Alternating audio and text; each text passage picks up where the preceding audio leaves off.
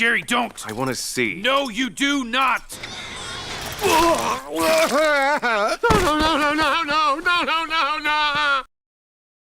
You know, usually I don't have an interest in making commentary videos, nor do I ever really plan to. It's pretty obvious by the rest of my channel's content that I'm more of an art guy than anything, and I'd rather not involve myself with internet drama. But there comes a time where even I feel the need to go on my way and give my own take on a certain topic, that being anti-furries. I'm sure that most of you know what an anti-furry is, but for those unaware, the simplest definition I can give is someone who actively opposes or dislikes the furry fandom, a group of people who consider themselves an enthusiast for animal characters with human characteristics. Now granted, there are already some videos that talk about anti-furries, and while they're fine enough, frankly, I was never satisfied by them. It's mainly due to the fact that the majority of these videos don't really add much in terms of actual substance.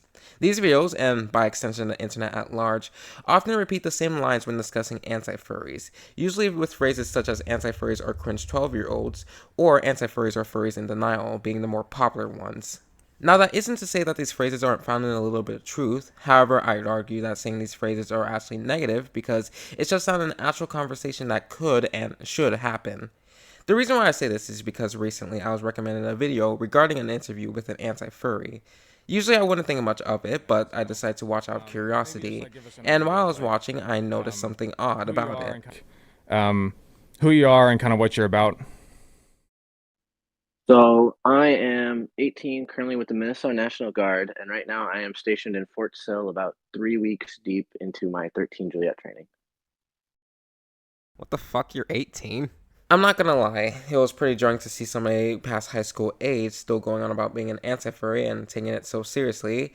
But then again, it's his choice and opinion. Not that I really agree with it, but you do you, I guess. That did lead me to ask another question, though. Do other people take this anti-furry stuff seriously? So I decided to do something that was long overdue and seemingly nobody else has bothered with. Research into the anti-furry movement. And after several weeks of documenting and evidence gathering, it has led me to a very concerning conclusion. That being, I firmly believe that the anti-furry movement might have another agenda that goes beyond not liking furries. I do want to express that it's okay to not like furries, as you're free to have an opinion, but much of my digging has led me to discover many cases of anti-furries supporting and endorsing racism, homophobia, transphobia, anti-Semitism, harassment, doxing, and one former member sharing the quote that LGBTQ are the modern-day Nazis. You know what? On second thought, I probably should have opened with that.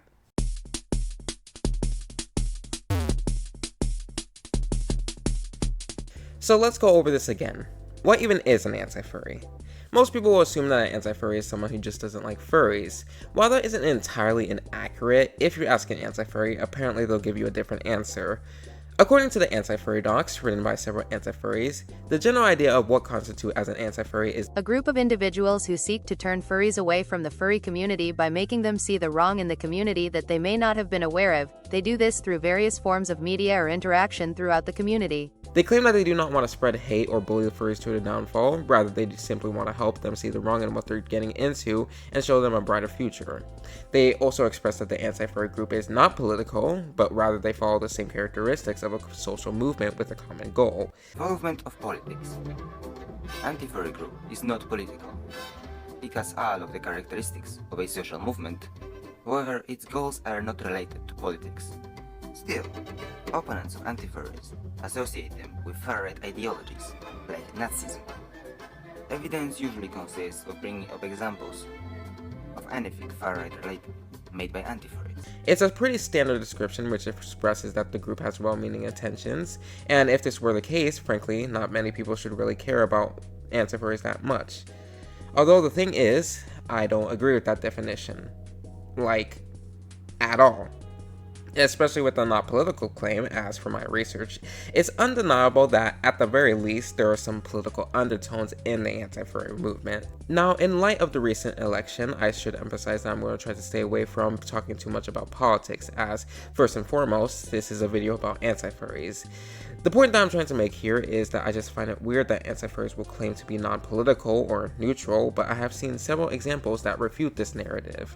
We of course have the rampant homophobia, transphobia, and racism, which I'll be sure to show a few examples on screen. Or marijuana, what is best? What do you like more? I don't like black people. Does that count? Capture the flag. Flag taken. Betrayal.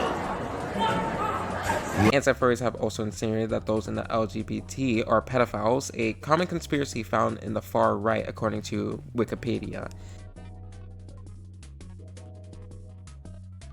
And most interestingly enough, sharing expressed joy at anybody who potentially committed suicide the same day while celebrating the victory at the Republican candidate Donald Trump, the winner of the 2024 US presidential election.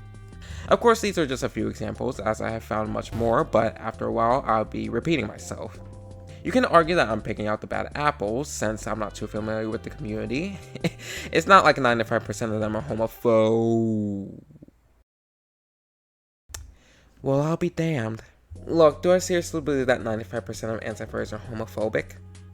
Yeah, but realistically, it's probably not true. However, judging from the statement alone, it's only a fair assumption that the majority of anti-furries are homophobic.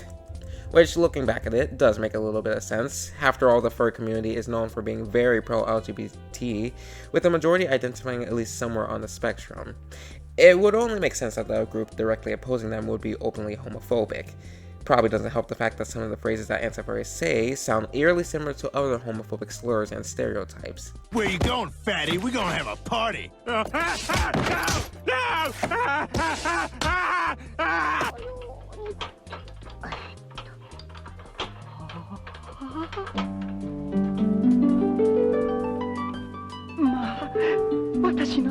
Now, I'm not saying that being a furry is the same thing as being LGBT, merely there's an overlap between the two. Furthermore, just because somebody doesn't like furries doesn't mean that they're homophobic or a bad person in general. But what I am saying is all of these phrases, when put into the context of previous things that anti-furries has also shown and said, gives off the feeling that identifying yourself as an anti-furry is just a sweet way to shield aggressive homophobia along with a variety of other things. I should probably address the elephant in the room that many might have noticed by now. The anti-furry flag, or more specifically the fact that at a first glance you might mistake it for another flag founded in the 1920s. To be honest, I cannot blame you, as with the color scheme and the black symbol in the middle of a white circle, it does to an extent looks like a Nazi flag. Now, I do want to make a different take on the topic, as I'm certainly not the first to point out this similarity, and definitely won't be the last. I do believe that while the flag may look like a Nazi flag, that alone isn't enough to say that anti-furries support actual Nazis. It's admittedly a weak point. If this were the case, the same could be said about anthropomorphic animals. Even though they may look similarly to animals, doesn't mean that they're actually animals. That's why it's important to consider extra context, as I have found many things that make all this anti-furry stuff seem a little bit shady. For starters, it doesn't help that according to the Anti-Furry docs, previous anti-furry movements have gone into quote, Nazi-induced madness. There's also another statistic in the Anti-Furry docs that state that 18% of anti-furries have shown signs of being Nazis. However, I have my doubts about this statistic, as this data was gathered by a self-review by, would you guess it, an anti-furry. Their method being looking at 100 channels using the term anti-furry, and just solely based off the YouTube thumbnails alone and not watching the actual content. It should be noted that they more than likely did not account for channels that don't have the word anti-furry in their name, but still are present within the anti-furry movement, as I was able to find several anti-furry channels that have content that I would deem as being signs of Nazis at the very least. But for the sake of argument, we'll go with the 18% statistic. There are other examples that at least allude to the same ideologies found in Nazism present in the anti-furry movement, such as with the subreddit known as Anti-Furry Imperium, a subreddit that was banned for hate speech. Before the ban, a lot of their users took a test known as a hate values test back in late 2024, which is roughly a few months ago as I'm recording. This test is actually a good way to gauge anti-furries' beliefs, mainly due to the fact that they were most likely taking this test honestly, since they didn't have the knowledge that they were being judged outside their social circle. Many other results show that anti-furries are homophobic, go figure, but some other results show signs of anti-furries being anti-Semitic, to varying degrees. Some results have anti-furries being a little bit over 50% anti-Semitic, while others received a near perfect 100%. Just for context of what the questions on the test look like, this is the first one, and there's over 200 of these. We could also discuss the frequent use of armbands in the movement. Now, granted, military armbands aren't exclusive to Nazis, but with everything previously mentioned, you can kind of tell what anti-furries are going for. Now, you could attempt to argue that these are all coincidences. However, and I cannot stress this enough, It's not a good look when your movement actively welcomes and engages with a neo-Nazi, their name being Coolman Gond. I'm not even calling people names at this point. This guy is a full-on neo-Nazi, as in, he reposts racist rhetoric frequently, Anti-Furries are well aware of his apparent hatred towards Jews, and he allegedly has neo-Nazi equipment.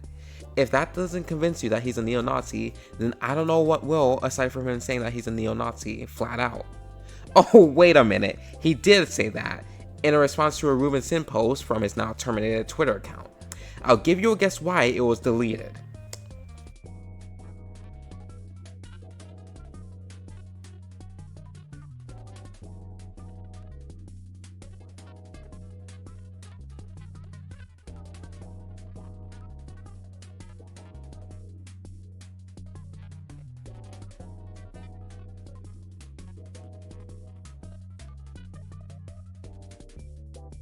Real talk, if you seriously think that a self-admitted neo-Nazi is your friend and you actively support him by continuing to comment on his posts and subscribe to him, you really don't have room to talk about morals.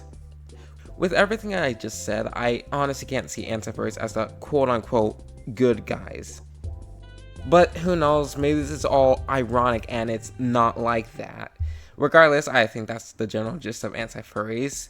Now, I'm going to move on to more specific problems in the anti-furry movement that I was able to find and try to break it down nice and easy. I'm going to label the sections by curator names that I feel like encapsulate the worst aspects of these problems. That isn't to say that they're the only perpetrators of these behaviors, rather I feel like they're the best examples to use to talk about these problems as a whole.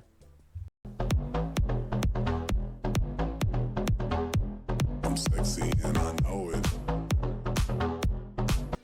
CEO Trolling is one of the more influential people in the anti-furry movement, having about 30k subscribers at the time of this video.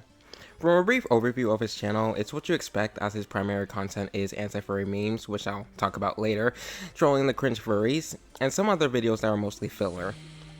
To be honest, a lot of these anti-furry channels are like this, and it sometimes causes them to mesh together unless if they have something really going for them. Although one thing that differentiates CEO from other anti-furries is because of how active he is in the anti-furry community. It seems like with most anti-furry content, whether it be a community post or a video, you're almost guaranteed to see him comment somewhere. It's probably why he has a much bigger presence compared to other anti-furry channels that are just as, if not more popular than him. Because of this, he has a pretty dedicated following made up of other anti-furries who agree with the majority of his views. I should mention though that some of the anti-furries he chooses to associate with are questionable to say the least. Not to mention the fact that it seems like within the anti-furry movement he's also quite controversial, causing many anti-furries to either like him or hate him without an in-between. Such examples are shown in a video called CEO Trolling, the worst anti-furry I ever met, made from a user called Dark Snow. The video is basically going over several nasty accusations against the dude. I'm not going to go over all of them because I'll just be repeating the video, so watch that if you're interested, but I'll give the general bullet points.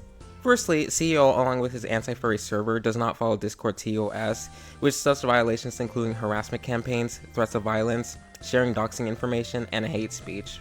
Secondly, he used God damn it. Secondly, he used gay buff Team Fortress men as profile pics. Admittedly, this isn't too damning, but the user argues that this serves as proof of CEO's potentially hypocritical stance regarding NSFW, which, let's be real, you can't draw yourself like this and not be seen as gay, okay? Thirdly, organizing Discord raids and harassment campaigns. And when I say harassment campaigns, I'm not talking about they left a mean comment on my channel. I'm talking about doxing several individuals and bullying several people to the point of near suicide. Such cases, but not limited to Ukrainian dude, Protinge Arts and any associates with him, and of course, furries. Fourthly, there's accusations that he's a Nazi, as he's been spotted commenting on a neo-Nazi Polish song. This is a pretty iffy one to me, not to say I wouldn't believe he's a Nazi, but for me, it's only enough to raise suspicion as this is a one-time thing as far as I'm aware. Fifthly, CEO has expressed racist views and language. I've also seen him be homophobic, transphobic, and possibly anti-Semitic. Regardless, CEO and other anti-furries, as indicated by his high follower count, don't seem to mind this behavior and will excuse it. In fact, I'd say that CEO is aware of the following that he's accumulated and uses this to his advantage. For what exactly? Well, more often than not, to silence and harass critics, obviously. Yeah, it's pretty common for him to send mass hate towards someone if you so much as look at him wrong, to the extent that he'll ask other anti-furries to openly harass you. For example, back in October 2024, CEO made a post on his channel where he wrote the following. Check out my previous post to see what got furry protector so mad. With the previous post basically CEO just trolling him and their user responding with a heated rant saying the N-word and telling CEO to kill himself. Looking at their channel, I seriously don't know if this account is a genuine or a troll, since most of their content is just going after anti-furries and that's it. But regardless, most people would agree that this person is toxic and despite their name, isn't exactly the best at protecting furries. Which is something that a user known as a random furry criticized the furry protector exactly for. A random furry left a comment on CEO's post that calls out the furry protector's lack of action, seeing them as ineffective. However, in that same comment, they leave a side remark that also criticized CEO as well. Only thing they are protecting is their absence of brain cells. I have had enough of the furry protectors because they don't do anything. I had 3 furries that did what this person here is telling CEO to do. They were furries because of extremely toxic anti-furs. The furry protectors did nothing but mock them after the fact. I lost my best friends. I hate that group for it. Not surprisingly, CEO went out of his way to respond to a random furry. And what better response to simply put a cap emoji and then a long rant on how the furry fandom is extremely sexual, completely missing the point of the original comment. Now, I can't 100% confirm if a random furry's claim is true, but on their Reddit, they made a post that dates about a month earlier where they vent about the passing of their friend. The exact cause of death isn't mentioned in the post, so I can only be left to assume that this might be one of the suicides a random furry was talking about in their original comment. But regardless, it's a pretty sleazy move to use this comment as some sort of gotcha moment, especially since nobody was even talking about sexual content in the first place. As you expect, CEO received some backlash as people called him out for his behavior, rightfully so. Now, considering he's supposed to be a troll, you think that he'll simply ignore all the backlash, but instead he decides to do the only logical thing he could think of. Gathering up all of his anti-furry pals, and together they started to relentlessly harass this person. Due to the harassment, a random furry deleted almost all mentions of the original comment, saying that the amount of hatred that they received was too much for them to handle. Why won't they leave me alone? I very much have been made to feel like ending myself by them. Honestly, if there's anything to take from this, is that CEO's actions basically proved the random furry right that anti-furries are extremely toxic. Not to mention that this was such an extreme overreaction for a comment you could have just ignored. This isn't a unique thing to anti-furries organizing harassment campaigns in general. I haven't even begun to touch on something called Project Furfall, an anti-furry campaign that basically boils down to harassing every single furry. Usually this will include like raiding their discords and trying to shut them down. Although with the amount of suspected furries in the world, I'd say good luck with that. I would go more into it, but honestly, judging from the negative things I've heard on their Discord, I'm staying away from there for my own well-being. I think that's my main problem with CEO and other anti-furries for that matter, is they really think way too highly of themselves at times, never really self-reflecting on their own actions that might be wrong or hypocritical, or at the very least, taking accountability for your actions rather than putting your head in the sand like an ostrich and denying it or ignoring it. Again, I could go on about how toxic these guys are, but you get the point. I've been talking too long about this and I kind of want to move on to my next topic and the person I want to talk about. Wish you could hold me, baby. Notice the sun don't change me. Notice the funds won't change me. I'd rather. I'm sure that some of you are at least familiar with an anti-furry meme, but if you aren't, the majority of anti-furry memes follow a pretty standard formula. Step 1.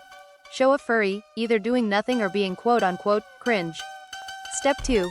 Hard cut to strong masculine figure or object with funk music in the background. Killing the furry is optional. Step 3. Rinse and repeat. There are some variations, obviously, but that's usually what you expect from the majority of these memes. Speaking personally for a second, anti-furry memes are whatever. It's not to say that I hate these memes, but rather the joke gets repetitive real quick. Anyways, the reason why I bring this up is because I'll be talking about a content creator who's well known for anti-furry memes, HaloGuy7. He's a relatively popular figure in the anti-furry community with about 40k subscribers at the time of recording. Taking a look at his channel, it's pretty much a meme channel. The memes in question being killing furries usually. Such examples include Beat a Furry Day, a day where you're allowed to beat a furry without them fighting back. While the occasional dark humor isn't too big of a deal, it has received criticism from other people as they see it as potentially encouraging and endorsing the acts of violence against others. If you want my personal opinion, if these jokes were made once or twice, then it would be an overreaction to say if they're an actual threat. However, when you make these memes for years on end, I feel like people are entirely able to judge whether or not these are still jokes or if you actually believe in this stuff. So it was only inevitable when someone actually did press Halo Guy on his memes, that someone being a YouTuber known as Alec Gunter. For a brief recap, Alec Gunter uploaded a video in July 2024 where he reviewed both Halo Guy's channel and the Anti-Furry docs with a pretty negative review on it. We are there to help them see the wrong in what they are getting into and to show them a brighter future that they can have. See, this is what I don't like. If you're just going to hate furries, just own it. Just own it, man. This is pussy shit. This right here, this all is pussy shit. You do not give a about the furries or their well-being. You don't care about them changing. As you expect, Halo Guy most likely didn't take a liking to this because only 2 days later, he uploaded a YouTuber short in response, which basically told Alec to mic up. So that's a little bit of a taste of what's going on there. Now, I offered, right, to talk to this guy, you know, just to get an idea of what's going on.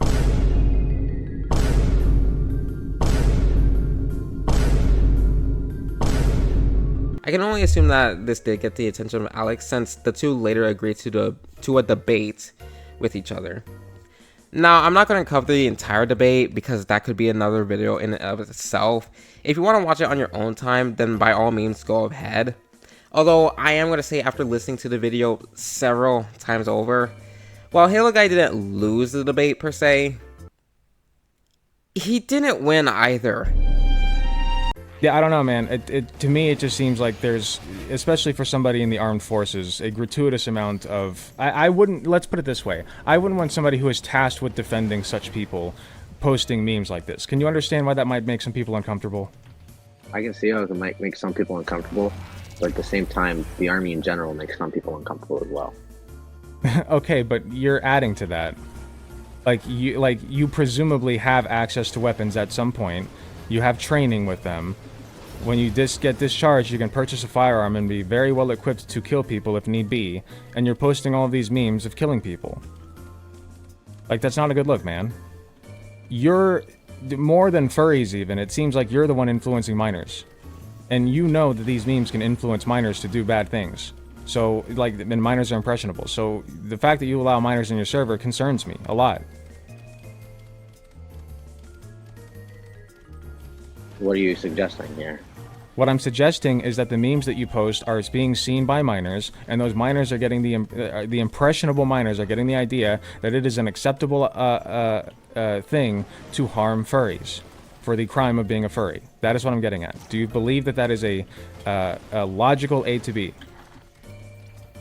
I think that they get impressioned by everything they see. Not Yes, just my content. including your memes.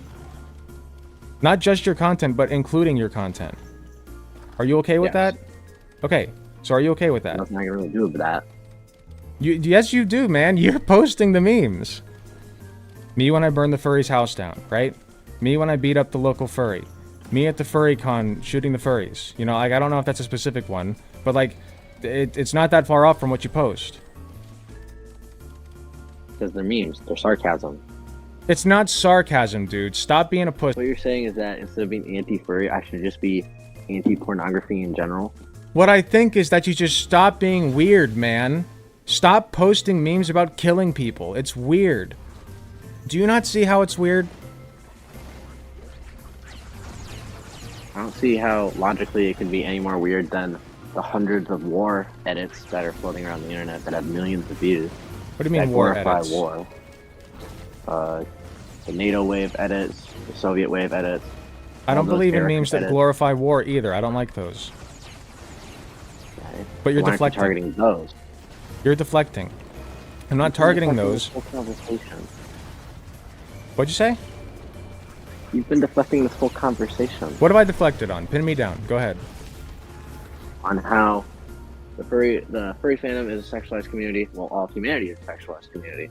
How... That's an explanation, not deflecting.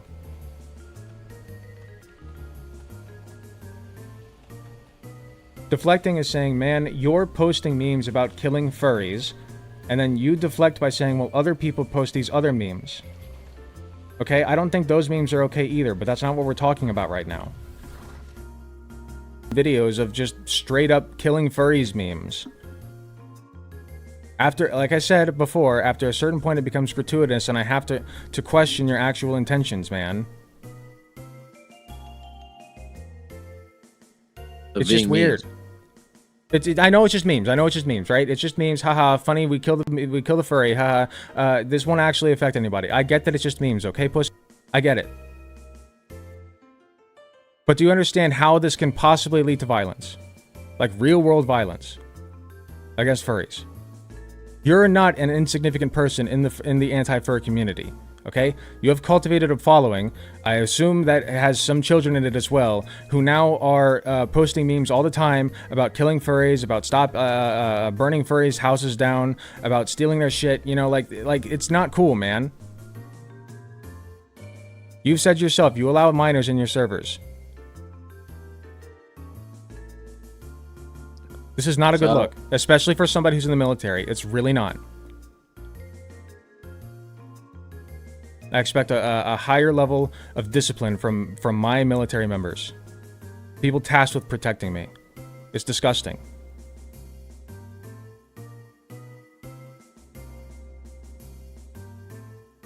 Do you have anything to say to that?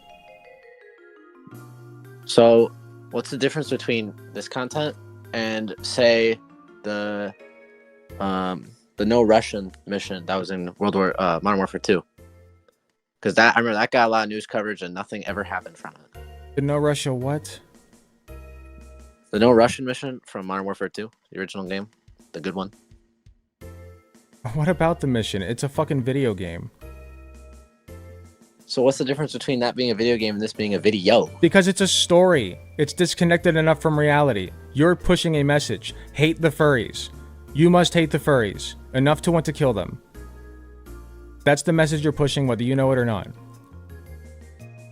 Now, do you agree with the message that you're pushing? Within the second paragraph of the docs, it literally specifies that it's not there about hatred. And yet, all of your memes, which are many, show you killing, they're memes of killing furries. That's what they are.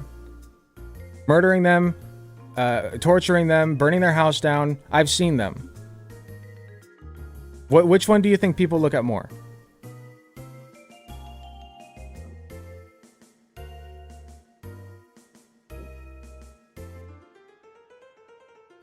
Which one do you think people take more seriously?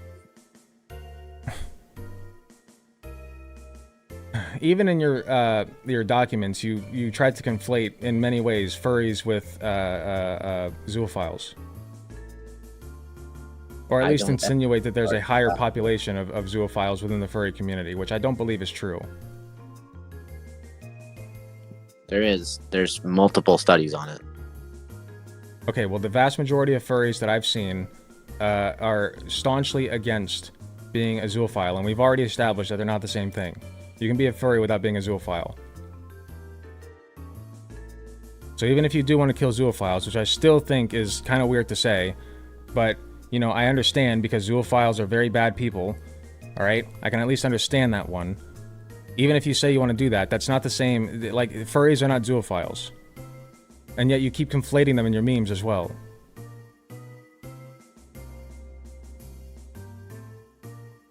You want to guess my response here? Sure. Well, no. Go ahead. What's your response? Because they're memes. Okay, I get it, buddy. Goodbye. They're just memes, bro. They're just memes. Disgusting, man. I expect better from people in the fucking armed forces. The entire time, his whole defense was just, oh, they're just memes, they're just memes. Yeah, okay, I get it. They're just memes. Until somebody actually acts on them. Yeah, memes equals no accountability. The cognitive dissonance was insane. You could tell he knew what he was pushing was fucked up, and he repeatedly tried to terminate those thoughts. I don't even think that I did a particularly, I don't even think I was on top of my game today. But even I can tell that at a certain point, the memes just become way too much. You know, you have to question, is this person even mentally okay? Because it just seems like all he fucking thinks about. Anyway, I don't know what else to take from that conversation. It kind of just exhausted me. I don't even feel good about it particularly. But at least we finally got it, I guess. He's just a disgraceful member of our armed forces. That's what he is. Alright, this is Halo Revenger. I'm gonna give him one chance. But I have a feeling that I might have to end this very suddenly.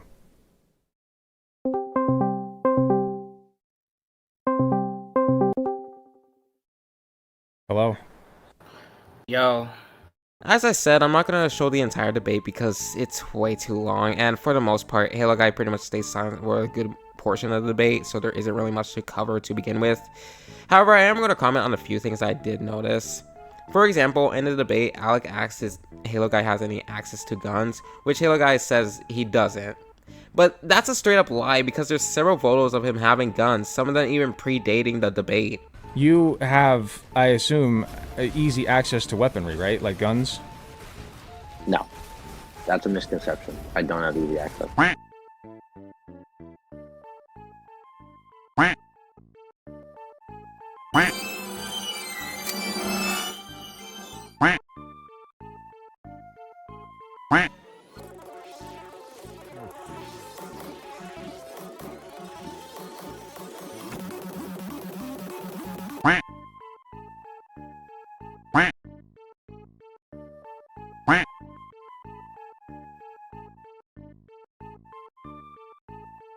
It's likely that he lied because, to be honest, a person who keeps on joking about shooting people to death and then has weapons that can shoot people is, well, it's not exactly the best look to have. Another thing that I want to point out in the debate is that Halo Guy seems to get annoyed by the fact that Alec uses a meme from a few months ago as an example, implying that it's invalid to use since it's outdated. But in that same debate, he uses examples for why the furry fandom is bad for things that happened months, if not years ago as well.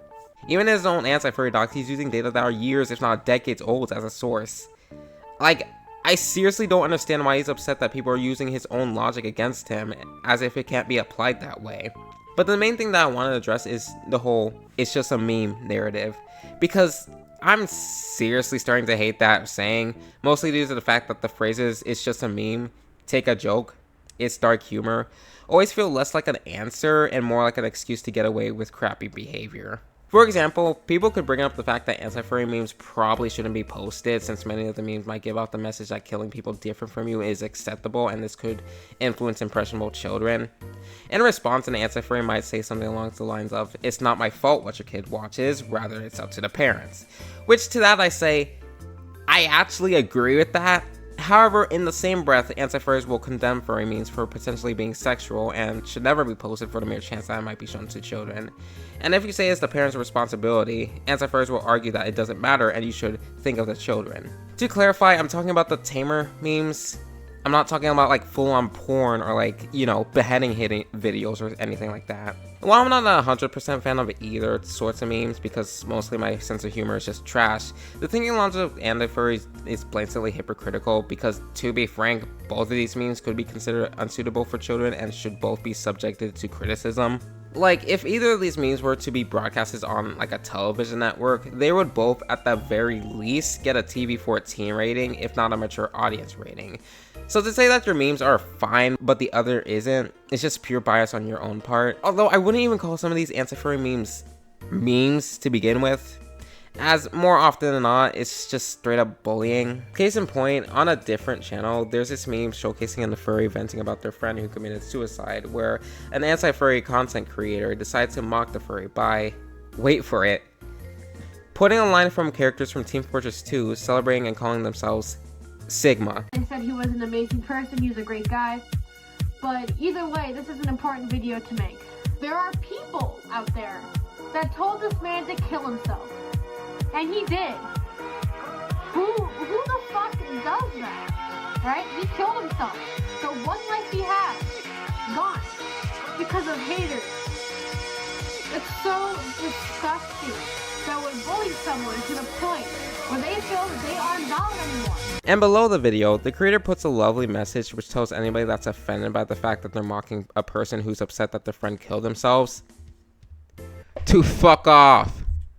Okay, I don't know how the hell I single-handedly brought furries onto this video when I specifically put in the hashtags anti-furry and not furry. But I guess furries like getting out of their own way and path to watch this video and act all as asinine in the comments. Now, in case if this was not blatantly obvious enough and played in front of you already enough, this video was meant for comedic purposes and not meant to be taken seriously at all.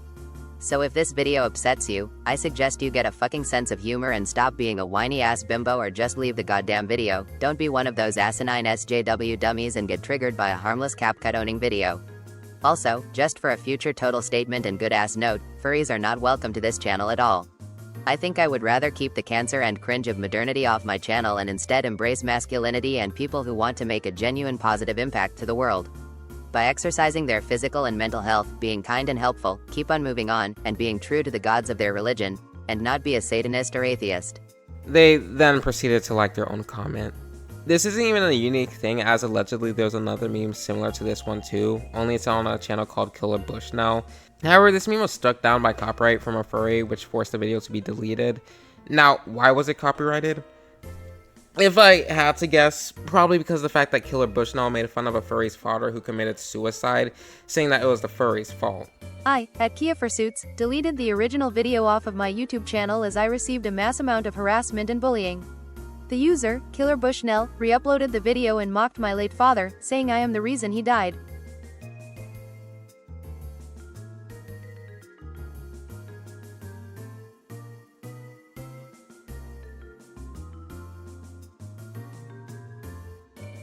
Wow, I love these dark humor motherfuckers. They'll joke about anything except religion and the country.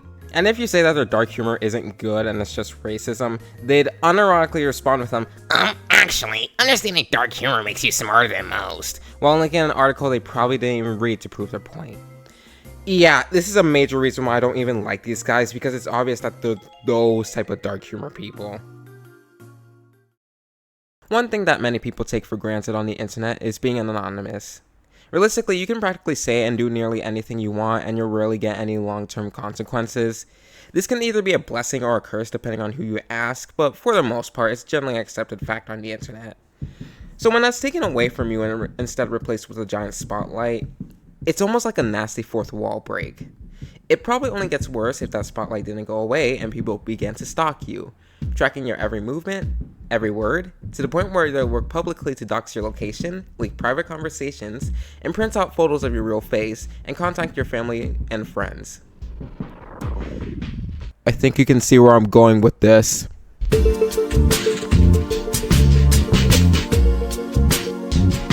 Meet Hyperportions 0. He was an anti-furry who was somewhat known in the community. The reason why I say was in terms of past tense is because apparently his channel has been removed from YouTube a while back, which might be why he left the internet as a personal theory. From what I could gather, Hyperportions isn't too different from previous anti-furries I spoke about, with him being non-political and homophobic. It's nothing really new there, and I will just skip over him. However, one thing about Hyperportions that separates him from other anti-furries is he's one of those anti-furries that takes things to the extreme. How extreme, you may ask? Try stalking someone's life to the point that's almost parasocial, that person being a user known as CrimsonFur. I do want to make one thing clear for this section, that Hyperportions wasn't the only person behind the actions I will be talking about, rather he was just a large contributor to it. This was a joint effort made by nearly everybody in the anti-furry movement as far as I can tell, many of whom I'll be calling out actually. Anyways, CrimsonFur is a 15-year-old Australian furry from what I can tell. He previously had negative history with anti-furries that I'll need to explain first. From what I could gather, the origins of the feud started when CrimsonFur made a video regarding another anti-furry YouTuber known as Meepios, in which he criticized them by saying that making gore videos of killing furries were childish. He then proceeded to lead to the termination of Meepios' channel by mass reporting because one of their videos had a homophobic slur in it. Now, technically saying slurs as well as graphic content as seen as Meepios' video is against YouTube guidelines. However, I will say that mass reporting someone by yourself is generally frowned upon, the only exception being if they're posting stuff like beheading videos or something. And the gore in this video, while violent, is exactly enough to warrant reporting in general because I've seen much worse from other content creators. This is my personal opinion, and I do think that this was frankly unnecessarily on CrimsonFur's part, and that could be criticized. That said, that doesn't justify nor excuse nearly half of the stuff that Anti-Furries did. As you expect, Anti-Furries decided to retaliate in defense of Meepios. At first it was just a standard harassment, mean comments, and response videos, which is nothing really special if not annoying. However, it seems to escalate a bit after an Anti-Furry went into his Discord and essentially catfished CrimsonFur into releasing an embarrassing photo of himself, sharing it online. I can't say the photo is flattering, even CrimsonFur was aware of it as he wanted it to be kept private. Although the harassment started to grow more and more when Anti-Furries found out that CrimsonFur used to, quote-unquote, used to go to plants. Of course, when I say plants, I'm talking about the characters in the Plants vs. Zombies franchise.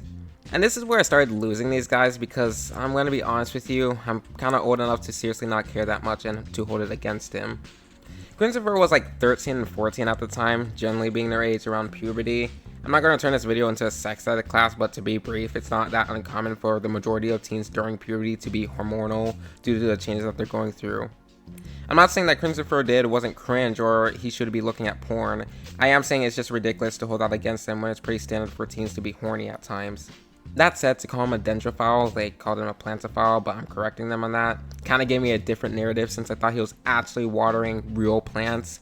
So you can only imagine my absolute confusion when they began to suggest that he was just a straight up pedophile.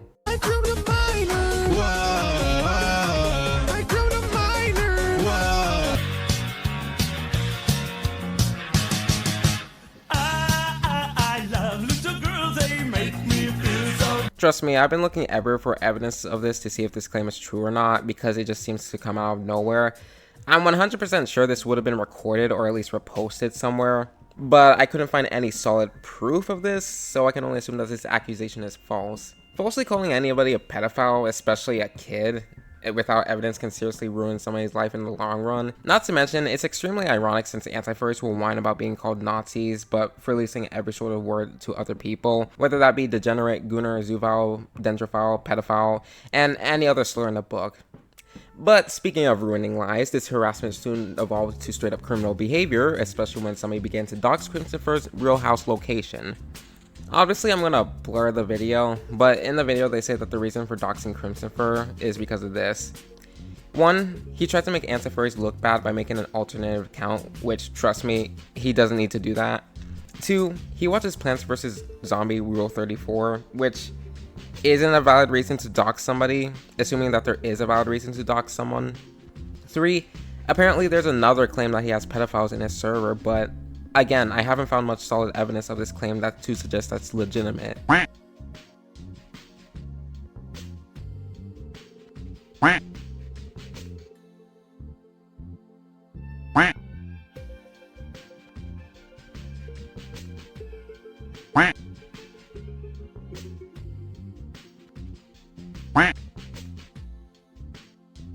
Lastly, 4, he drew grower of Anti-Furries, which, why do they honestly care? Other than trying to justify their actions, since Anti-Furries make killing furries their entire personality, so to get cold feet at the sight of blood now is ridiculous. Hey, what's up guys? Molly on 380 is back on YouTube, and today we're doxing CrimsonFur 369, also known as the boy kissing fox. Now the reason why we're going to dox this son of a bitch is because 1, he created an an alternative account to frame Anti-Furries as bad. Well, not very surprised concerning he's a furry. And second of all, he's addicted to Plants vs. Zombies R34. And also, he lets pedophiles rest on his Discord server. And last one is he creates gore of Anti-Furries. So I have the longitude and latitude. Credits to Anton Drakov for this one. So let's go. So as you can see, he lives in Australia. This is where the devil keeps his pets. And using a street view, you can see that he lives in this house, which literally looks like, bro, this is his house, ladies and gentlemen. Hold on, if you can't see it, let me mark it. This is his house. Like, bro.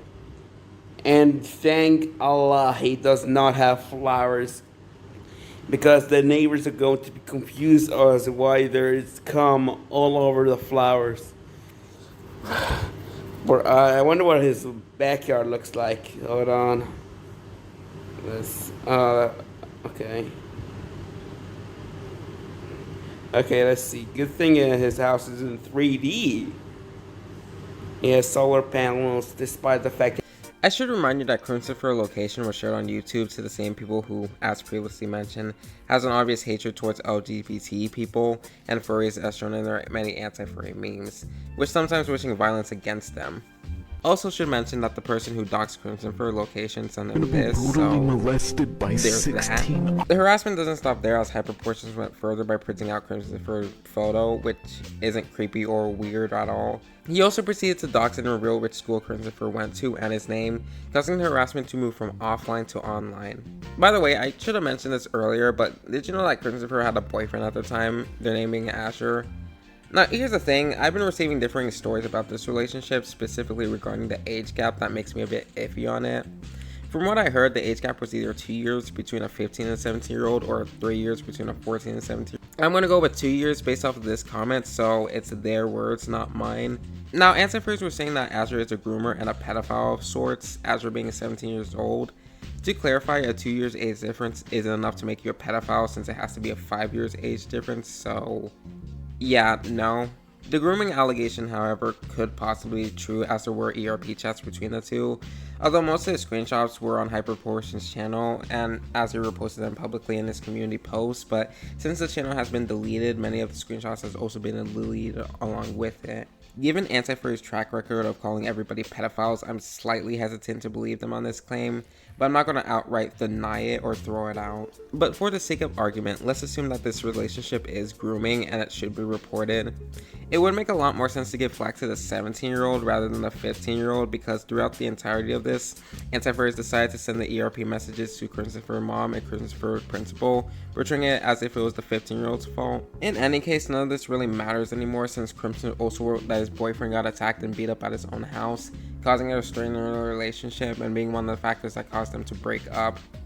It's also probably why CrimsonFur had to switch schools too, because now that there's a chance it was in actual physical danger, so yeah, thanks for that, Anti-Furries.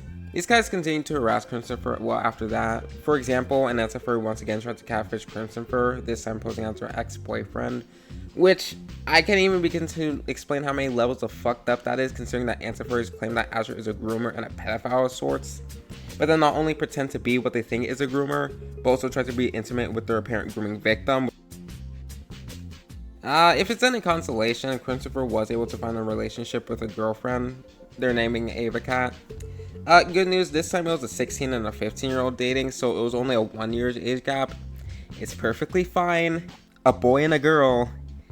There should be no problem with this.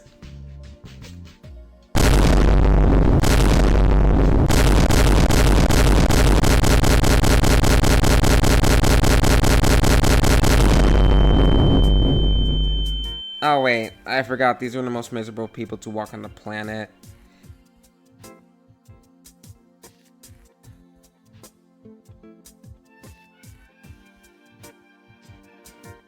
However, this all came to a stop with one specific incident. As I previously said, CrimsonFur switched schools in an attempt to escape the harassment, but in a startling experience, as alleged by CrimsonFur, his principal approached him in class and pulled him aside, saying that he received an anonymous parent call. The principal was told that CrimsonFur was looking at animal porn, ERPing online, and in a bogus accusation, brought a knife to a school. I don't know why they just won't leave me alone. They found my school again and they've done exactly what they did last time. My principal came to me today during class and told me that an anonymous parent call had told him that a student apparently saw my Discord and reported me saying disgusting shit involving animal PR0N, ERP, and me bringing a knife to school, which is completely bogus. A, none of that stuff was ever said. B, I don't know anybody in my school as I've just moved here recently, so I don't have beef with anybody, so nobody would falsely accuse a random new kid of stuff. C, I haven't even logged into Discord while in school or told anyone my Discord username, learning my lesson about sharing my online identity. There isn't too much I could find who actually did this anonymous call. It wasn't Hyperportions, as at this time his channel was taken down before this. I would honestly assume that it was Anti-Furries due to the specific accusations the principal was told, but most Anti-Furries said it wasn't them. I don't 100% believe them on this, but at this point it's really up to your own opinion. Regardless, this is the final breaking point for CrimsonFur, as the harassment for nearly half a year was too much. In a few messages, he's told his girlfriend that he couldn't take it anymore and his life was ruined and he had no future, going dark online and implying the worst. Now, tell me, what would be a basic response to a person that you potentially been harassing for, I think, months on end, potentially committed suicide.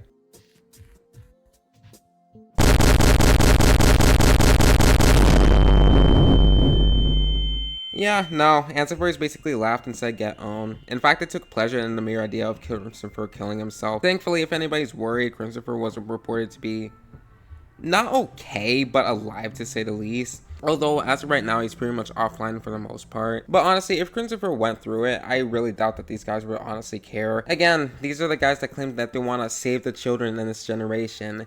So, you guys are making a great example for people. Wow. And it's so annoying that they pretend to do this out of care and a protection for children when people in their own movement dox and harass several children while feeling no remorse. Not only that, but I discovered there's even allegations against anti-furries doing the exact same thing that they blame other furries for. I will emphasize that some of these are allegations, so I would advise you to remain skeptical, but not outright dismiss them. But for example, remember I spoke about Halo Guy, the anti-furry YouTuber and the creator of the Anti-Furry Docs? Well, apparently in a video called FreakyGuy07, made by a talented YouTuber, it claims that Halo Guy ERP'd with a furry who was allegedly 16 back in 2023 on Discord for months on end. Sometime in the month of March 2023, screenshots of Halagi07 began circulating on TikTok, created by a user who goes by Striker. These videos show DMs between the apparent creator of the video and Halo Guy 07. Now, Halo Guy did respond saying that not only were these screenshots fake, but he actually had his account hacked, showing evidence of an unknown account logged on his device. However, the video argues that Halo Guy is lying, as they say that having your Discord account hacked isn't possible, as Discord, like other programs, is IAP location logged and it can detect if you're trying to log in from another location. Halagi claims that his Discord was hacked, and he also had proof of this, that being a screenshot of an apparently unknown device logged on his account. So case solved, right? Halagi was hacked. I mean, it still doesn't explain why the compromised account was interacting with a random furry for months on end, but hey, actually I lied. You see, this is not possible when it comes to Discord. This is because Discord is IP location lock. It can detect whether or not you are trying to log in from another location, and if it detects this, it will send an email to verify it's actually you trying to log in and you won't be let in. Discord does this when you don't have phone authentication, which Halagi apparently didn't have. An alternative way that Halo Guy could have been hacked was having his Discord token stolen, a unique ID given to every user that authorized most actions on Discord. But according to the video, this would actually contradict Halo Guy's evidence, as logging on with a token would not show on the devices tab at all. So this leaves us with the last option. You see, hackers don't log into Discord accounts using your password and email on Discord.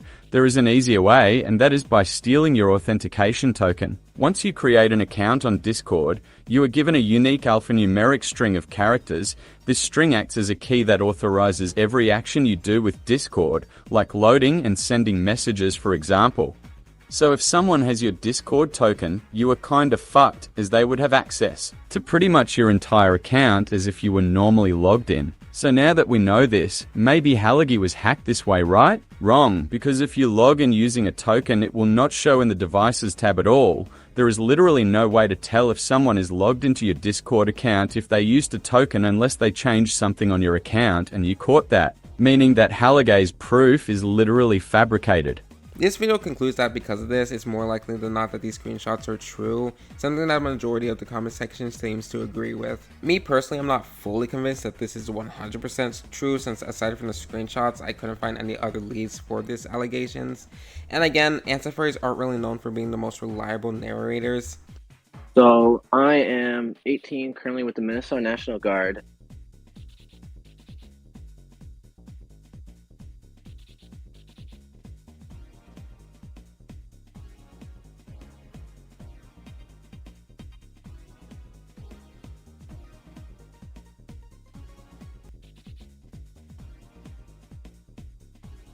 Okay, I gotta record this real quick because I wanted to add this at the end.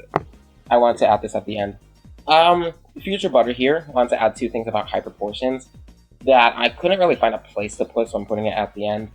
First, ironically, Hyper is a furry, or at least he used to be. Long story short, he had a persona which was some cat-looking dude. It's hypocritical, obviously, but I'm not going to really waste my time on making fun of him for that. It's whatever. Although the second more important thing I want to cover is I found a post on Reddit about Hyper getting pretty vulnerable and wanting to commit suicide because apparently he was harassed for, you guessed it, having a persona in the past by anti-furries. You can pause and read it if you want to, but it's not really that important. Call me heartless, and I'm not laughing or anything, but I'm not crying either. I mean, Hyper really only has himself to blame. He constantly surrounded himself by crappy people who witch hunt, who basically witch hunt kids for doing stupid yet ultimately harmless things in the past. So, surprise, surprise, anti-furries turn on him when they find out that he does a stupid yet harmless thing in the past too. And it's like, I really don't know what anti-furries are in this movement for. Like, I feel like most anti-furries, when they're in the movement, should honestly expect this. Sure, there might be somebody in the back saying, oh, I haven't done anything cringe, I'm safe. And it's like, dude, first of all, I doubt that. Everybody has something embarrassing about them. It only takes a matter of them to find it, really. But, secondly, even if you haven't done cringe, let's say something that you're miraculously perfect, you do realize the people that you're surrounding yourself really don't give a shit about that, Like, you already have people that dox people, hack people, make fake messages. It really takes somebody to, be petty enough, forge evidence, and gather an entire hate campaign against you because they don't like you. But back to Hyperportions' message, I just want to say that the reaction really goes to show the type of people these guys are, because it's so dumb that these guys will celebrate and mock the possibility of other people's suicide all the time and tell people to kill themselves. But the moment somebody they know feels suicidal, they expect empathy and respect. And it's absolutely fucking insane. You don't have to cry over every person on the internet. I'm not trying to say that, but you really shouldn't hope to receive any sympathy if you're acting crappy towards other people. I really don't feel bad, honestly. I really don't, especially since after this, he went on to dox CrimsonFur and basically harass him too. So, and I'm gonna say, CrimsonFur, I'm not gonna say, I don't really I don't hate him. I'm kind of meh to him, but and I will say that some of the shit that he did was pretty stupid on his part, but I'm saying that, yeah, I don't think that requires doxing somebody and ruining somebody's life, which you did. You guys did ruin his life. At least for a time being, you did. You can say, oh, well, CrimsonFur started. Yeah, no. You doxed a 15-year-old to people who openly want to kill furries, pretty much. Yeah, that's on you. Sorry. Yeah, no. Sorry, that's on you, pretty much, so. Anyways, that's it for me. Future Butter out. Womp did a womp, but yeah. Alright, this section is going to be a short one because I really just don't like this guy and I don't want to waste my breath on him. Why don't you take off that ridiculous outfit? What, this? It matches my eyes. Not that! Anton Drakov is, from what I heard, is a 17-year-old anti-furry YouTuber from Russia. I say anti-furry in air quotes because people said that he removed himself from the movement, despite the fact that he still interacts with other anti-furries frequently and engages in anti-furry content. Some anti-furries even praise his actions on several occasions, that being doxing people. That said, I am going to associate him with anti-furries because it's pretty obvious that they know how bad of a person Anton is, yet they don't want to take accountability for him since it will make them look bad. Not to mention, in the anti-furry docs, they also group people who say that they are furries with furries, so I'm using the same logic too. That said, the only really noteworthy thing of Anton is he doxes people, sometimes using that as blackmail to keep them silent. He claims to only do it to zoophiles and pedophiles, but considering he doxed an entire school, I'm gonna say that's a lie, actually. He also doxed websites and accounts, all of them shared online for other anti-furries to see. And it's really stupid too, because he knows what he's doing is illegal, so he puts emphasis on staying hidden and anonymous, yet he refuses to respect other people's anonymity. There are so many cases of Anton doxing people that I can't even begin to list them all, but I'm not really surprised that a guy like this has space within the movement, because a lot of anti-furries seem to at least excuse or ignore this behavior since it's directed towards furries. Obviously, nobody has to go vigilante on this guy, but I feel like simply reporting his doxes would suffice. But I guess anti-furries couldn't even bother with that. It seems to be a rising issue though, as I noticed that the anti-furry movement seems to be getting more extreme with their methods to openly harass people and silence them into submissions to hide their actions that border on criminal behavior. That and hiding behind the fact that nobody really takes them seriously, so not that many people will look into them. Other than that, I don't really know what else to say about this guy. I saw his Twitter before he was terminated, but it's full of the stuff that you expect. Anyways, that's it. I don't really like this guy, and more likely than not, I didn't really edit in this section because I just don't care about this guy. I probably just put screenshots and was lazy with it. So, yeah. So, that was my entire rundown of the anti-furry movement. I probably missed some details or events, but to be fair, the anti-furry rabbit hole is just way too deep, and I feel like I've seen enough to make a judgment. Plus, it's barely researched, to be honest. I feel like I'm probably one of the first people to actually do an in-depth look of it. I used to be neutral with anti-furries as long as they didn't go as far with what they did, but it's obvious that anti-furries is like almost similar to a full-blown hate group. I'm going to be honest with you, that basically exposes bigoted ideas and near criminal behavior to kids that are as young as 12, if not younger. And frankly, these are the last people that should be spouting about morals when their own movement has cyber criminals, racists, homophobes, transphobes, self-admitted neo-Nazis. That's pretty much my reasons why I don't like the anti-furry movement that actually goes beyond their cringe. I'll be blunt, I really don't like that everybody's saying that anti-furries are 12-year-olds because, yeah, these guys, they don't need to be babied. I don't think they really need to be babied and shit. Like, if they want to be soldiers, then cool, they can take accountability for their actions rather than be baby like, oh, they're just cringe 12-year-olds, middle school kids. If they want to be like soldiers, then fine, they can take accountability for their actions. Anyways, the rest of the video is just me going over the anti-furry docs, and you might ask why, because this video is as long as it is, and usually I wouldn't really waste my time on it, but I feel like somebody's going to like use the document as a justification for their actions. So I want to just debunk that whole shit before anybody can even get the chance to. Because it's really, I read it and it's not exactly honest. So, yeah.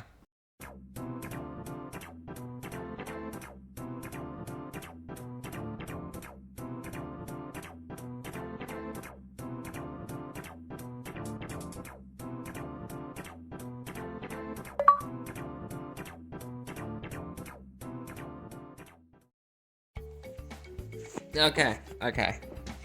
Yeah, I don't really do this because, like, I always ramble and talk and stutter over myself whenever I do this unedited, so here I go. So here's the thing about the anti-furry docs. I actually have two versions of them, an older one and a newer one that they updated.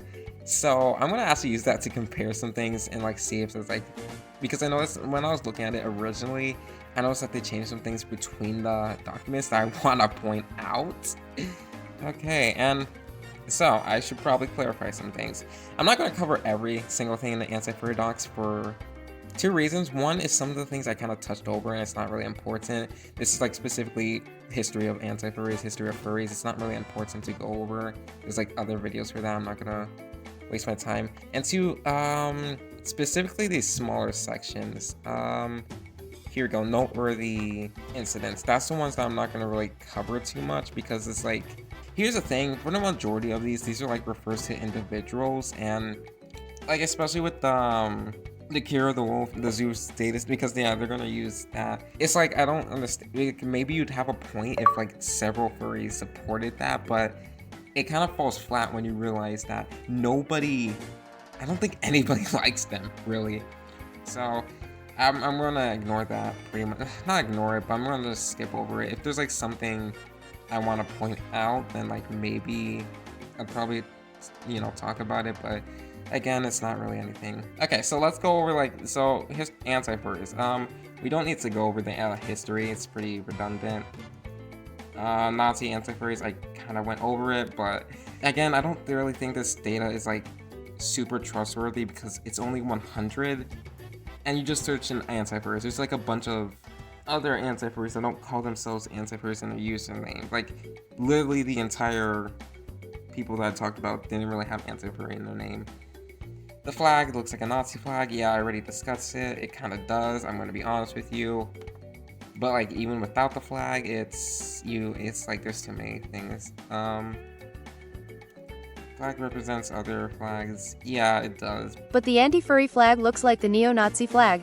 According to the Internet Archive, Joseph Skarnov, the supposed creator of the flag, was not a neo-Nazi or had intentions to base the flag on the neo-Nazi, Black Sun, flag. The only reference to neo-Nazi ESC behavior amongst Joseph was his statement on how the movement accepts any political affiliation, on which he states, "It doesn't matter if you're communist, Nazi, Democrat, Republican, or whatever, it just matters that we all come together and try to end the furry fandom once and for all." This statement promotes the stance that Joseph was not associating with politics or political affiliation, and simply welcomed whoever was willing to join the cause. Affiliation, simply welcome whoever was willing to join the cause. Yeah. I'm gonna be honest with you. It's like, again, I don't really like getting, political and everything, but like, just from a, whatever word you want to use, they don't accept like Democrats, blues, lefts, donkeys, liberals. It's pretty obvious that they don't. Sergeant Grind, that's who I want to talk about. Sergeant Grindstone. So apparently he stopped, actually, this year, like June 24th. Which I'm glad he went away from the anti-furry scene. It's like, because again, I don't think the anti-furry scene is like a good, oh, okay, he left the YouTube community post, that's good. Hello everyone, something important that needs to be said. After some consideration and thought, I have decided to no longer participate or associate in the anti-furry community. I am retiring. I've reached a point in my life where all this just can't play a role in my life anymore, and that being in some online place that constantly brings up drama hinders so much of what I really like to do. Every day I always fear that whatever I do online will desensitize me to what I love to do outside of here, like drawing, creating, and spending time with others 100%. I'm tired of sacrificing some of that to put it into here. I've grown tired of niche drama as I only want to use the internet for minimal uses and for fun, rather than some battlefield. I don't want to live a life knowing that there are dangerous people who will attack and ruin anyone for any reason, stressful people giving me a hard time, and that I'm always worrying about what to do next. I can't let it control me anymore. I need to prioritize on myself, my true identity outside of here. I never wished to be internet famous in the first place. I want to be known as something else than here, in this hellish corner of the internet. From what I can tell, he basically left the anti-furry movement because it was toxic and like constant drama. Which, yeah, that's kind of what I covered over. It seems like at this point, maybe earlier, but it seems like this point I'm kind of seeing a shift in the anti-furry movement where like they're constantly infighting.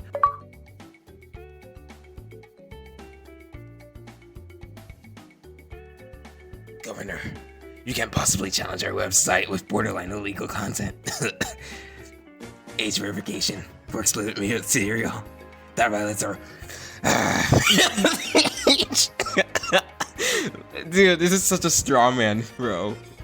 Who cares if minors can access our images, massive porn addicts? You get the point. Like, and E6 24 for life. This literally reads like a straw man. Dude, this is such a straw man. This is such a straw man. Dude, I actually need to read these comments. Oh my god. Okay. I don't know. Maybe it's the fact that you're a huge amount of influential popufurs. I don't know. Maybe it's the fact that you're a huge amount of influential popufurs keep posting suggested content that involves characters with animal-like features and autonomy. Ever think about that?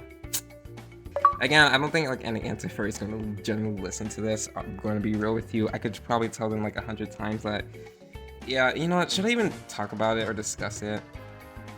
I feel like that's a whole nother conversation that I'll probably record on like another time and like add it to this section right here. So mocking, okay, here's the thing, I actually agree with this like to an extent, because again, suicide mocking is generally just, even if you don't like the person, I don't like speaking bad about the dead.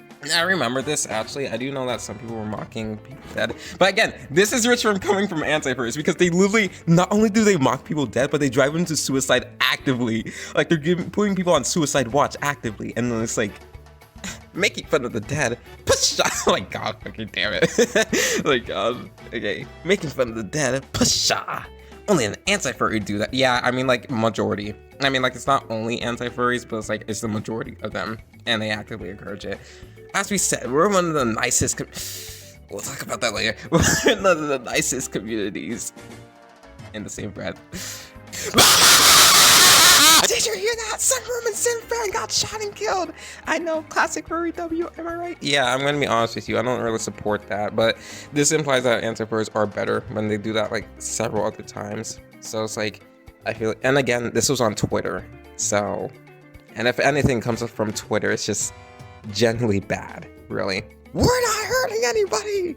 Physically or mentally. And it shows like Pokemon, FNAF, and dude, seriously. Grow the fuck up, bro. It's like, again, like, these guys like keep on calling themselves soldiers, but like, oh no. Ooh, it's a furry jump scare woman. But yeah, like, dude, seriously. And again, it's like, if you're seriously mentally affected by this to the point that you actively change your entire personality, like your grandma got killed or shit, to like actively hate the furry community, like want them dead, that's just, people's been like much more, I mean, like, sure, I'm sorry that happened to you, but like, don't you think this is a bit much? Like, you're not fucking Batman, bro. Okay, this is such a stupid point, because like, again, unlike the anti-furry movement who claims to be like an open movement, but it's just a group, they actively have ranks, they shut down the Reddits, they try to lock people out. It's like, it's one of the biggest echo chambers, despite the fact they call other people echo chambers. The furry fandom is like a fandom. You can't control everybody who comes in there, honestly, and that's like for every other thing. If it was like a specific group or club or meet, that's the type of things that you can call out, obviously. But like, if it's a fandom, the fuck are they supposed to do? Like, do a background check on every person that says, yeah, I'm a furry and shit? Like, dude, what do you expect to do? And also, Real Rich, I could literally say the same about anti-furries. Oh, no Nazis, no racist people, no homophobic people. Well, not say they don't care about homophobia, they'll just welcome them in. Shit about that, but yet here they go. They're not only do they let them in, they give them like an entire table and shit, and actively interact with them. Roblox, powering fetishism. I'm assuming this is talking about the those, like, I think it was a while back with those change games, and it was like, yeah, and I agree with that. It's like, honestly, I feel like change is a fetish game. I don't know too much about the drama specifically because I like didn't really want to care about it, so I didn't care about it that much. I think the creator kind of just didn't want their games on the platform, and like that's an understandable thing, because Roblox at the end of the day, while it's a general audience platform, it's more directed towards kids specifically. Like, yeah, I think teens can play on it too, like older teens, but it's a kids game at the end of the day, and it's like, it's probably not the place for it. If it was on like, you know, its own website, that's like its own thing, really, but like Roblox isn't really the place for that, you know? So okay, yeah, the depression section. Ooh, I hated this when I got here. Dude, it's like so brain dead. Okay, dude, okay. It's fine. I hated this section.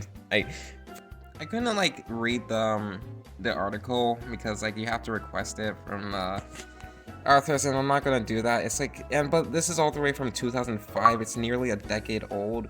I want to like address this because it's gonna be like an overrunning theme in the in this whole review of the document, that a lot of these sources are like a decade old. This was something that I was taught in like school, but like if anything's over a decade old, it's generally just an unreliable source. It's an outdated source. Again, there's not really like necessarily a time frame for being outdated, but like that's what I was basically taught. Some people it was like for 5 years, some people's like there's no time limit.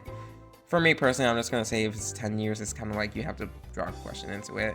Furries are significantly more likely to be a part of the LGBTQ community and accepting of them. Over 80% of furries have seen a non-natural sexual than anything.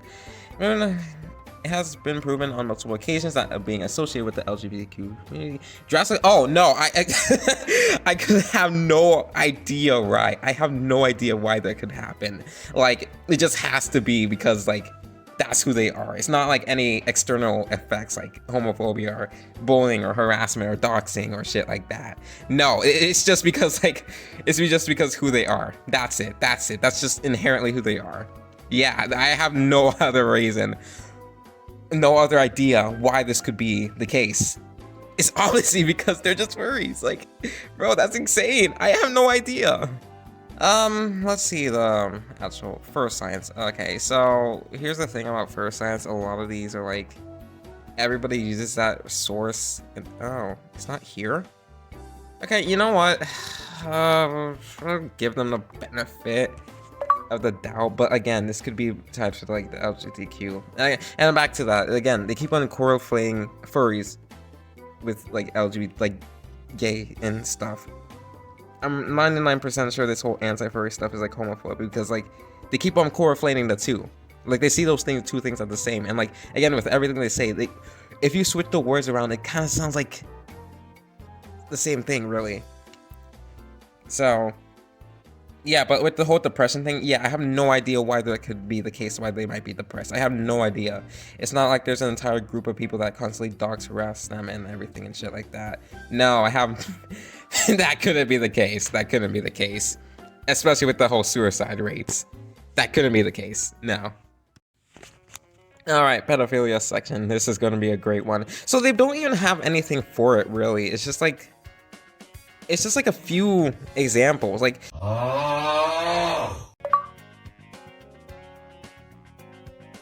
Yeah, it's like just a YouTube video from Jax.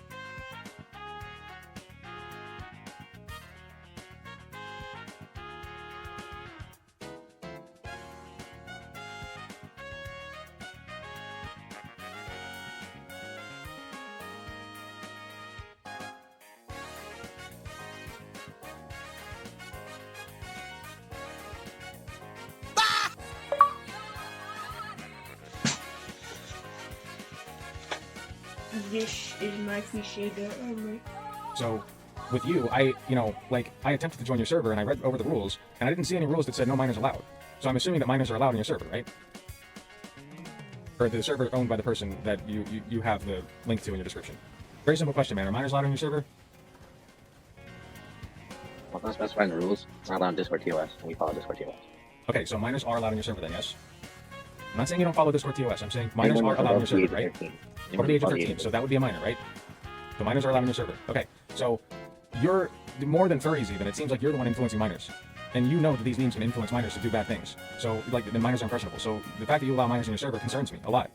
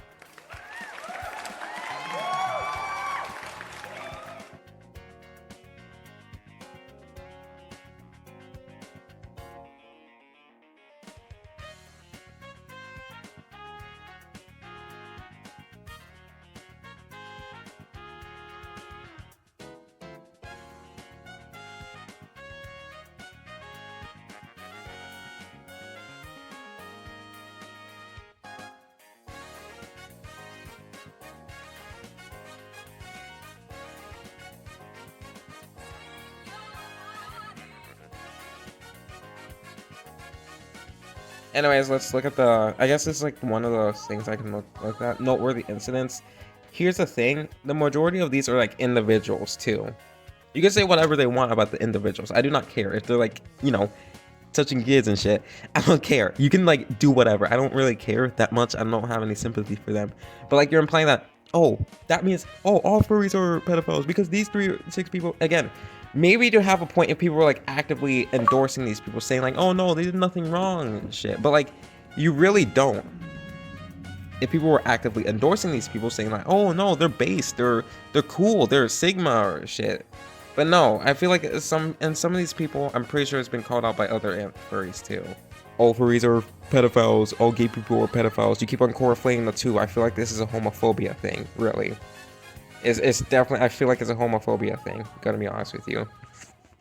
Contributions. Furries commonly bring up the fact that they contribute heavily. Oh, I actually read this section ahead of time. I did, actually. Okay, so the Moderna vaccine. I actually want to talk about this too, because here's the thing. I do feel like furries do kind of rely on this like a bit too much, because like I feel like it's like one of those things, like it's like a furry did something like, oh, I did it, and then there's like, we did it. I always felt that silly. However, I do want to talk about this. A furry helped make the COVID vaccine. Yes, a furry did help make the COVID vaccine. They did. Anyways, here's what the section says. Cheese is a senior scientist for the Moderna vaccine, who helped in the development of the Moderna COVID vaccine. She has stated her disdain for taking all the credit amongst her team, yet doesn't seem to reinforce the credit among the possibly thousands of brilliant individuals who worked alongside her. Yeah, I mean, like, yeah, you know, it's like, it's a team effort. It's not like a single person did it, and that's a fair mindset to have. She's very far few in between. Bro, she barely made a difference. That's so fucking, like, that's so stupid. Like, oh, one person barely made a difference. Dude, she helped too. It's like, it's not like she didn't, it's not like she made it anything worse. She helped too. Barely made a difference. Again, these are like the top leading scientists too. Like, dude, it's not like other people can do the same thing. Really, I think that's the point. That's the point that they're trying to make. Like, sure, she's one of the persons, but she's like one of the few people that could actually make the vaccine, that could help make the vaccine, actually. She's like one of the few people that could help make the vaccine. She is the only person to help make the vaccine, but like, she did help make a difference. And this vaccine, I'm pretty sure helped save lives too. It feels like you're kind of trying to discredit their hard work and everything that they worked for. Their hard work and everything that they tried to accomplish. Like, they had to probably go through like a bunch of degrees or something like that and help make the COVID-19 vaccine, which again, saved people's lives too. Of course, there's probably anti-vaxxers or shit, but yeah. Okay, there's definitely military furries, like 100%. I'm assuming that you probably don't see them because I'd imagine I bring a fursuit or something. Would it exactly make you combat ready, you know? It should be known that most military furries are missing important identification on the website. Yeah, that's so I checked that earlier. It's like maybe they want to update that, but I'm 100% certain there's at least one military furry out there. I'm gonna be honest with you. I don't know. They might want to update that because it says like this.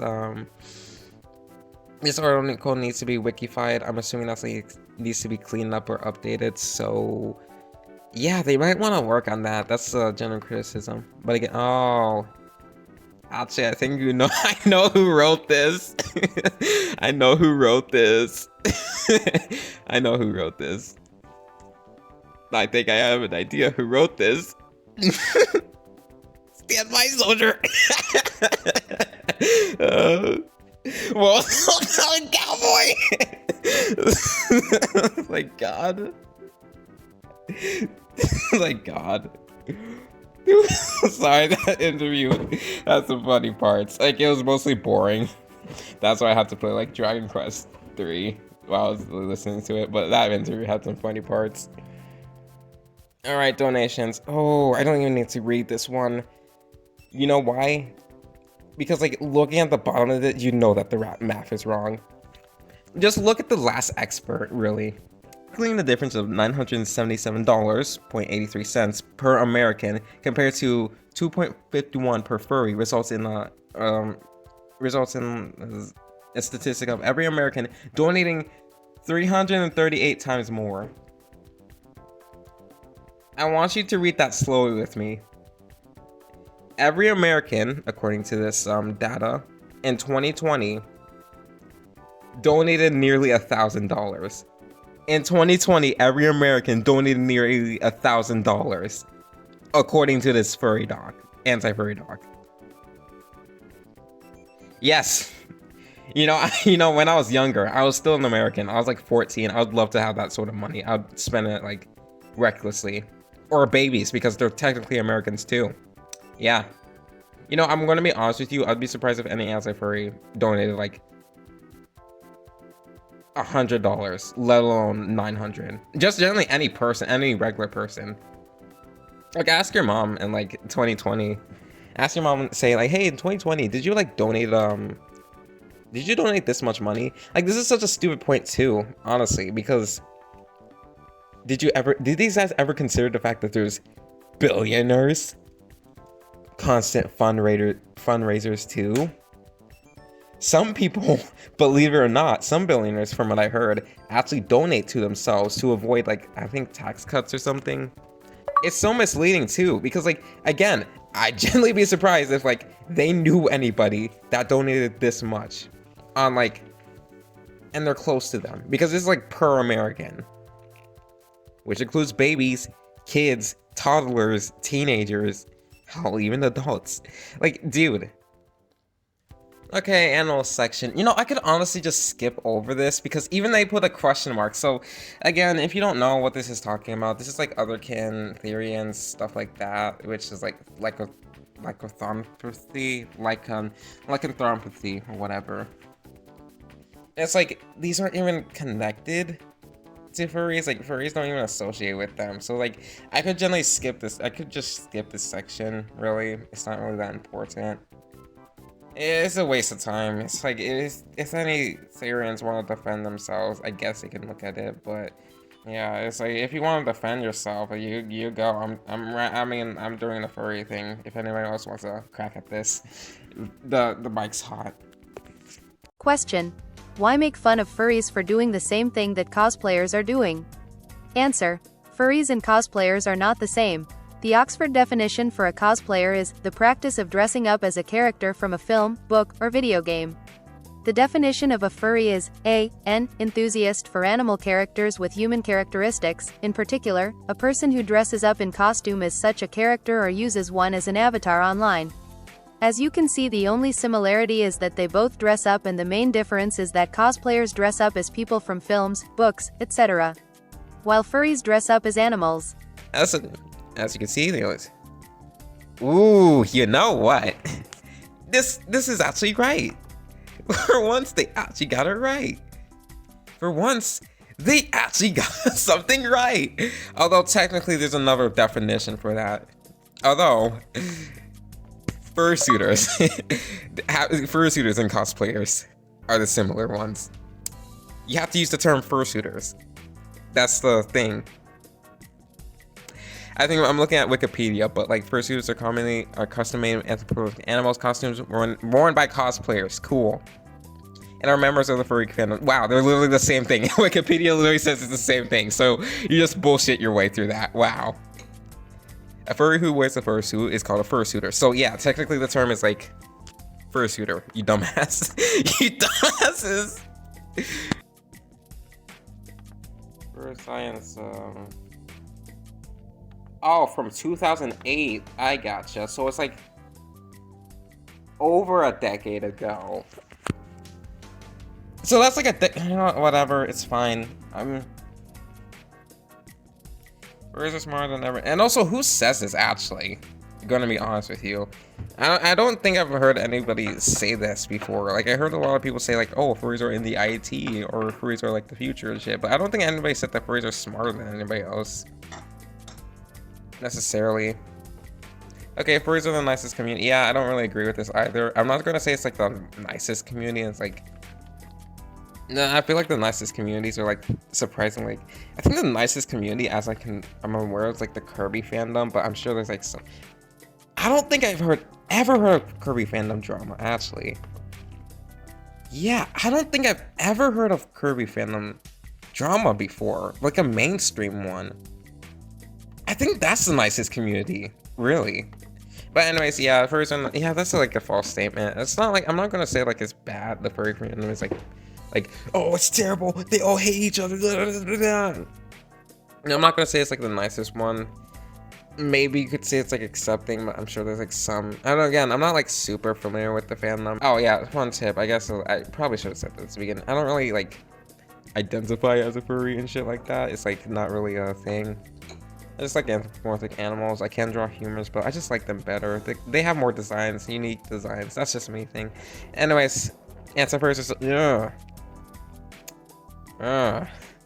know, you're being that accusation. Oh wow, no, I have never seen Anti-Furries do that. You know, I feel like you guys are worse actually, because like, again, these are Twitter users. So, these are Twitter users. I think we already know how bad they are, but this is on YouTube. And not only did you mock somebody who potentially committed suicide, actually, like you constantly drive other two people to commit suicide. And like, maybe you can argue, oh no, but they didn't actually commit suicide. Okay, cool. So you just drove them to suicide, but since they did kill themselves. So, but you know how bad that is, really. Like, these guys know how bad that is, because with Hyperportions, he did like a whole suicide letter thing, and everybody was treating it seriously. And like, if anybody made fun of it, it's like they were 100% out saying like, no, this is serious. So they know how bad this is. I've never seen any bad furries before. Again, this is like this is a quote. Oh my god, this is like they keep on using quotes, but like, okay, whatever, sure. I feel like there's like a fallacy for this, like where they just use quotes and shit, and like that's it to seem smarter. And again, like, what is it supposed to like prove? Of course, if you actively look, and again, you can't, I don't think this is like fair comparison. Like, if a regular person in the fandom, furry fandom, just like interacts with people and they see like 1,000 people who are innocent, like casually, I think that's a big difference between like actively seeking out these bad people, you know? Like, there's a big difference, honestly. Because again, anti-furries seek out these people. First things first, this section is more scripted than the last two. Secondly, if my mic quality sounds better, it's because this is after I got my microphone. That previous sections were recorded on my phone. I just wanted to keep them in because they had my genuine reactions, and I don't think I can really recreate them. So anyways, let's go. Right now I'm on the exotic exposure section.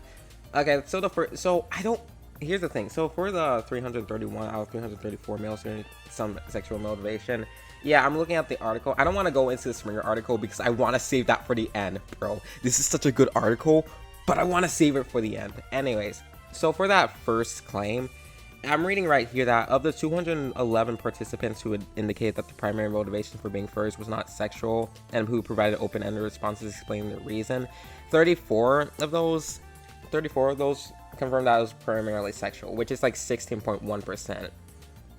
So I'm not saying that some people aren't in it for the sex. There's obviously going to be people like that, but again, I think that most furries are arguing that it's not primarily about sex. If we look at the graph, there's 7 sexual yeah, about the graph too. This is where they got that fucking bullshit from. Because, like, look at figure 3 of the 334. Yeah, this is what they're referring to.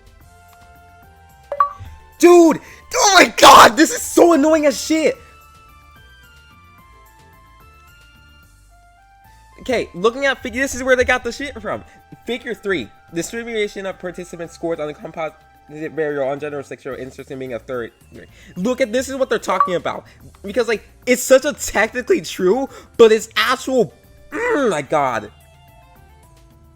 Because, like, obviously, yeah, it's such a technically true. Because, like, even if you say, well, I have a little bit of sexual interest. Like, it's not the primary reason. Technically, you have some sexual interest. But it's not the primary reason. It's such a bullshit thing. You know? If you look at the actual graph, it shows that it's much more nuanced. That there's some... It's like Furry's been saying, yeah, sure, there might be some sexual interest in it. And you can put sex into furries. But it's not fucking primarily about it. You can be a furry without engaging in the sexual part of the fandom. That's what furries are saying. So to like use that stupid bullshit of like, well, some of them say, it's so fucking disingenuous. Like, it's so annoying that it's technically true, but it's so fucking disingenuous. But yeah, that's why I don't agree with this fucking thing, because technically it's true, but if you look at the actual graph, if you look at the actual graph, it's much more nuanced than that. Which basically goes with the furries claim saying, yeah, there could be a somewhat sexual aspect to it, but it's not primarily that. Just because you draw yourself as a fucking cat person doesn't mean you want to, like, think about sex all the goddamn time. God, it's so fucking disingenuous. Who wrote this shit? Okay, next section. Looking at this one, yeah, I did cover this one too. Looking at the statistics for this from like a 2013 survey of only 455, I would say that's a very outdated sample, and it's a little bit small to represent the entire community of 2 million, but I don't think it even matters. I don't think it even matters. You know what? Use it. Use it. So, looking at the statistic, it's 96.3% of male furries view porn, while 78.3% of furries view porn, which is a high statistic. But I have to ask, what do they think the general statistic of the average person is? Because I decided to look at a more recent research study from 2018, and it has a sample size of 358 people, and it asks a simple question: do you watch pornography? I want you to actually guess this. Like, I want to genuinely know what anti-furries think is the actual average. Looking at the study, 95.9% of men answered yes, while women answered 59.1% yes. There's barely any difference between the two. Yeah, sure, and you could argue the sample size because like 358 is less than 455. They're literally the same though. There's like barely a point percentage difference. So like you could argue that the sample size is smaller. And I'm like, yeah, that's what I thought too. So I looked at another study with 1,392 people, and it's not that different either. Again, the next question was the majority who viewed porn in the last month, and with 91.5% of men saying yes. And then if you're curious about the woman, it's like 60.2%. There's barely a difference between the amount of males that view porn.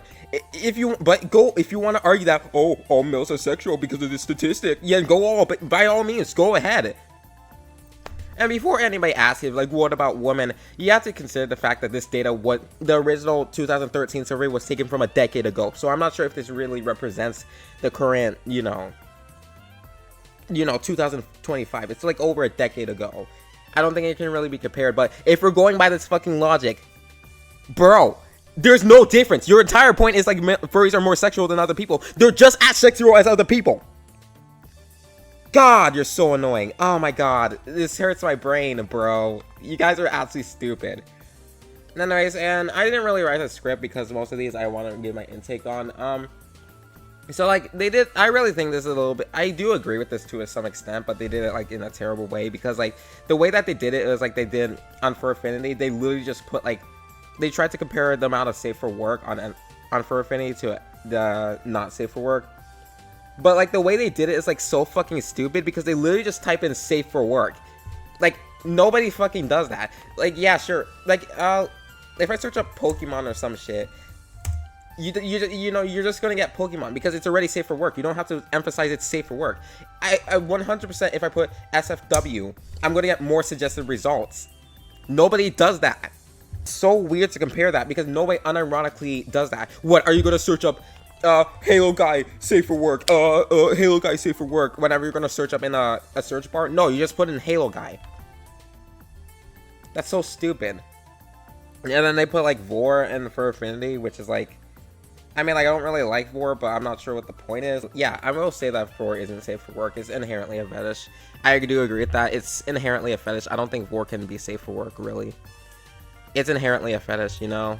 I mean, it could be used for good horror, but it's inherently a fetish. That being said, even though I don't think this is done well, I do agree that Fur Affinity isn't that good of a site, really, for art, because at this point, it's really just DeviantArt, but for furries. And if you know anything about DeviantArt, you can only expect to get like a furry version of that. Granted, the art is higher quality because, furries, but like, I wouldn't really recommend it, honestly. I don't really like the website. It's old as hell too, from what I had to. I had a Fur Affinity account mainly because like I was trying to look at art references, but I had to like log in to look at the viewer. I took a glance at it. And like the filter button is like so stupid because like it's based on the user's filter, and it's like I said, some people just do not know what is safe for work and what is not for safe for work. So it's just a pretty bad website in general. It's for any genuine advice that I could give to anybody that, you know, to any minors. Don't use Fur Affinity. It's a bad website. It's not safe, honestly. Don't use Fur Affinity. It's not a safe website. If you want to look at like actual art, I'd recommend just joining a subreddit instead. Yeah. I know it's like Reddit isn't the most popular or like terms of, but it's like generally more safer if you're like seriously concerned about safety. It's just it's a better website to look at art, furry art, really. Yeah, I looked at this, and technically this is true, but like, so yeah, they're trying to compare like the furry stuff safe for work Reddit to the NSFW safe for work Reddit. First of all, if we're going by that, then I guess all Jada and Anime. I'm so sorry for her, bro. Damn, bro. Why did? Okay, whatever. But like I was saying, if we're going to really go by that logic, I guess we can say that all Jada Animation fans are porn addicts because Jada Animation Rule 34 has more members than Jada Animations. Gross statistics aside, that obviously doesn't represent every Jada Animation fan. And I'm sure that some members of the local community aren't even in the Jada Animation, you know, aren't even subscribed to Jada Animations. The same can be said with Yif. I'm sure some of the people there don't consider themselves as furries. But like, if we really want to compare these two, so when I was researching this, I was like, oh wait, how active are those Reddits actually? And like, I'm looking at it, and so there's this website called Niche Prowler. That's, bro, is it dead? Damn. Okay.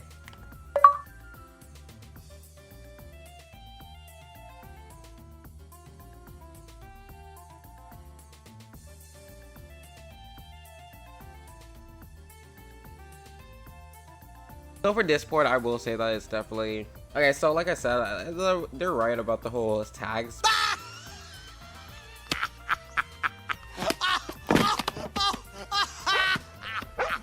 Okay, so looking at the Steam, yeah, I think they are right about this too, because like, I did set my preferences, but I'm looking at the games, and I feel like Steam definitely needs to fix this too. Because there are some games that I did put the... I did put the preferences set, and I think maybe this one could be suggestive. It is Fanboys. I'm not sure if Fanboys is like exclusive. It's probably not. But yeah, I don't know why Take Two here. Furry Backrooms. I'm looking at the screenshots. I'm not playing the game, so I don't know what's the actual content of them. I think this Octofurry game definitely needs to be fixed though, because like it says it's straight up mature and nudity. Now, I'm not sure if you can ban tags, but it doesn't really matter anyways. It definitely should be marked as not safe for work. It comes off as a fetish, really. I'm gonna be honest with you. It does seem like they fixed the search engine in terms of Google, so that's good. They have Perfect Apocalypse, which I actually saw a playthrough of. I forgot who played it. Was it Manly Badass Heroes? Yeah, I think Manly Badass Hero played that. And I was looking at it, it does seem like a lot of the games are fixed, that they don't like aren't exclusively sexual, and the ones that do, like for example, looking at, oh yeah, there's Atlas. That's an popular one. I went to the Steam page and there is a content description. There is a content warning. I feel like if anybody knows a thing about this game, yeah, I definitely would say it's more aimed towards older teens, young adults or something. If they have the proper warnings, it's like, what are you just gonna say? Yeah, at that point, if you're saying, well, it's still bad and everything, at that point, just say like you don't want sex, you don't like sex or whatever, and that's like a personal preference and shit, you know? Because there's like, if you don't want to see the game, then just don't play it at that point, yeah, especially if they have the proper content warnings and everything. A lot of this stuff should be on the parents, because like if you're talking about kids, most of these games are to pay. You have to pay them to play them. I seriously feel like if you seriously think that like kid is gonna like steal your credit card, go and play the game, yeah, that's on you as a parent. You should be able to watch your kids, definitely. As it's over for Affinity Pass, Bronze Switch account, it does not have a long video. Yeah, so they're trying to like say, well, technically it doesn't have a long time and shit like that.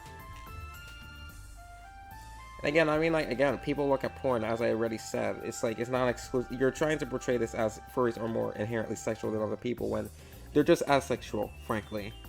They're just asexual. There's not really too much of a difference between the statistics that I pulled out. I read this too, and it's like, generally, what the fucking point is this? It's the minority. Nobody's saying that furries, there isn't like a sexual aspect to the fandom. There can be a sexual aspect to the fandom, but it is inherently about sex, and you can be a furry without interacting with that part.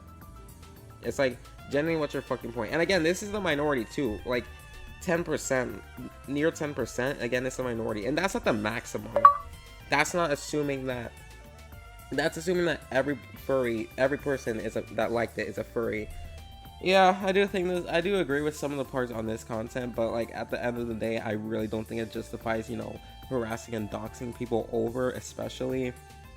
And some of the statistics in this is blatantly disingenuous and tries to hide out important key details that I feel like people need to know. So yeah, this is probably like the only half decent section. So the exposure, I don't really need to go over that, you know. I forgot to mention the other things. Exposure to minors. Yeah, I really feel like this point is like very distant, because first of all, you guys clearly don't care about the kids. You really don't. It's really such a, it's so disingenuous, and I hate it so fucking much, because like you say, oh, we care about the kids. No, you're just using it as a shield for your actions. You could argue that this, yeah, you could definitely argue that this can be addressed in the furry fandom, but again, to say that it's exclusively mutual or exclusively a furry problem, or like furries are the biggest perpetrators of it, which, have you seen the average meme? I'm going to be honest with you. It's just in general. I'm going to be honest with you. I feel like this is just genuine advice for anybody that's going to have kids or whatever. If your kid does not have to talk, they should not be on the internet. That's my general consensus. If you don't think your kid is ready for the talk, you know, the talk that I'm talking about, like the birds and the bees talk. If you seriously don't think your kid is ready for that, they shouldn't be on the internet, period. Anyways, if you want to pull up statistics, I actually found another statistics about teenagers who encounter hate speech on social media platforms by type. So, who knows, maybe you want to look into that one if we're pulling up statistics now. This is more of an internet problem than a furry problem. It can be addressed in the furry community, obviously, but it's more of an internet problem, and you're trying to use this like as thing to excuse your terrible actions. Honestly, that's my main problem, because they're trying to use all this to excuse your terrible actions, and it comes off as really just a dick move. I'm gonna be honest with you. Are you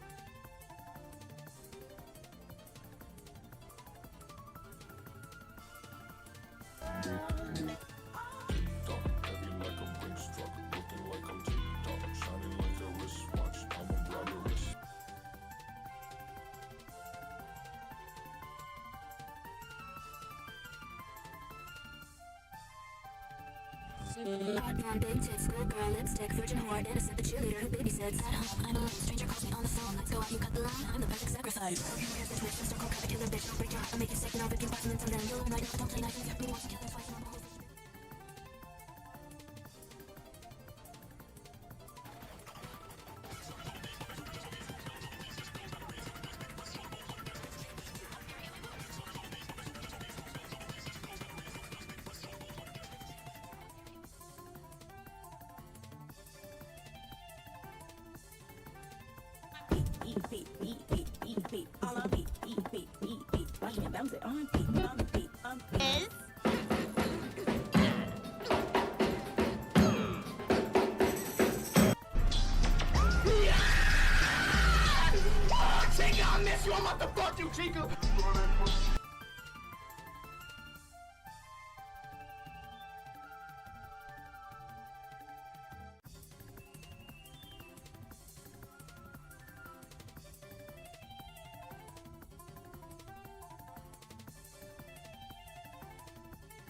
Are you interested in a commission?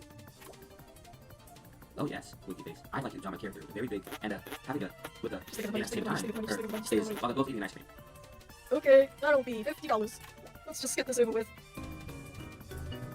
Alright, here's the final piece. Thank you for commissioning me. No problem. I like it a lot. How about I give you a little tip for doing such a good job, Winky Face?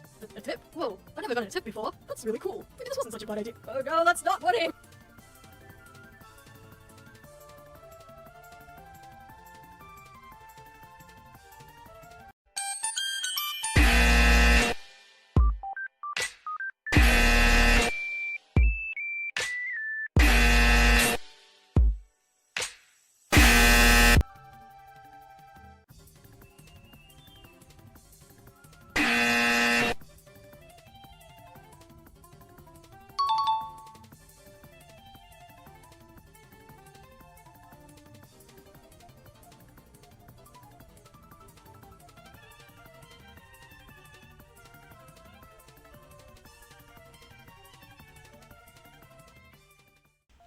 Okay, let's go with the zoophilia section, the one that I've been saving for last. And lastly, the zoophilia section is something I wanted to talk about in depth.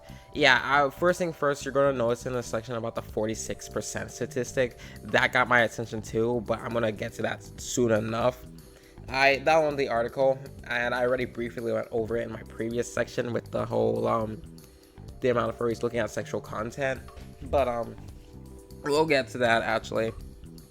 Anyways, we can firstly look at the statistics that they show. I'll be blunt, I'd rather if they're all 0%, but we don't live in a perfect world. However, as people have been saying, they're the minority. Can't help but say that I feel like one of these evidence is like in bad faith or in a bad actor, because I'm looking at the 2020 statistic. Let me see if I can pull that up. So like they say it's like 14.3% of 461 responders. I feel like it's kind of weird that they didn't update it too, because it's actively continuing to update. It's an archival website. It's still active to this day and it's still collecting data. And I went back to it, and as of the time of recording, it's like February 1st. The statistic was 13.3%, so it's actually going down, actually, the more people respond, which, either way, again, it's the minority. I feel like that would be pretty important to add in your statistic, but especially since you have so many people editing the document, I'm sure that one of them could have, unless, you know, as I'm already sure, you guys are just, you know, disingenuous as fuck. But yeah, and then at the end of the document, they tried to, like, compare the two. Yeah, they tried to compare the average rate of zoophilia in like the furry fandom to the general population. Do they not know sample sizes? You're comparing a community of 2.1 million people to 8 billion. Like the 8 billion rate is going to be smaller. I'm not. Did you guys pass basic high school? This is like, my god, look, I'm not sure how. Look, you might not understand what I'm trying to say, so I'll try to explain it in a way that you can understand. The fandom size is 2.1 million furries. I'll just say 14.98% of them, as the time we're recording this, are zoophiles, which will make about 314,580 zoophiles in the fandom, which is a lot. Now, I want you to guess what 2% of 8 billion is. Please guess. Please, I am begging you to guess. 160 million zoophiles, or more accurately, 159,685,420 non-furry zoophiles is a rough estimate. Yeah, I'd understand it would be more damning if you wrote that nearly 50% of furries are potential zoophiles compared to the world's 2% of zoophiles.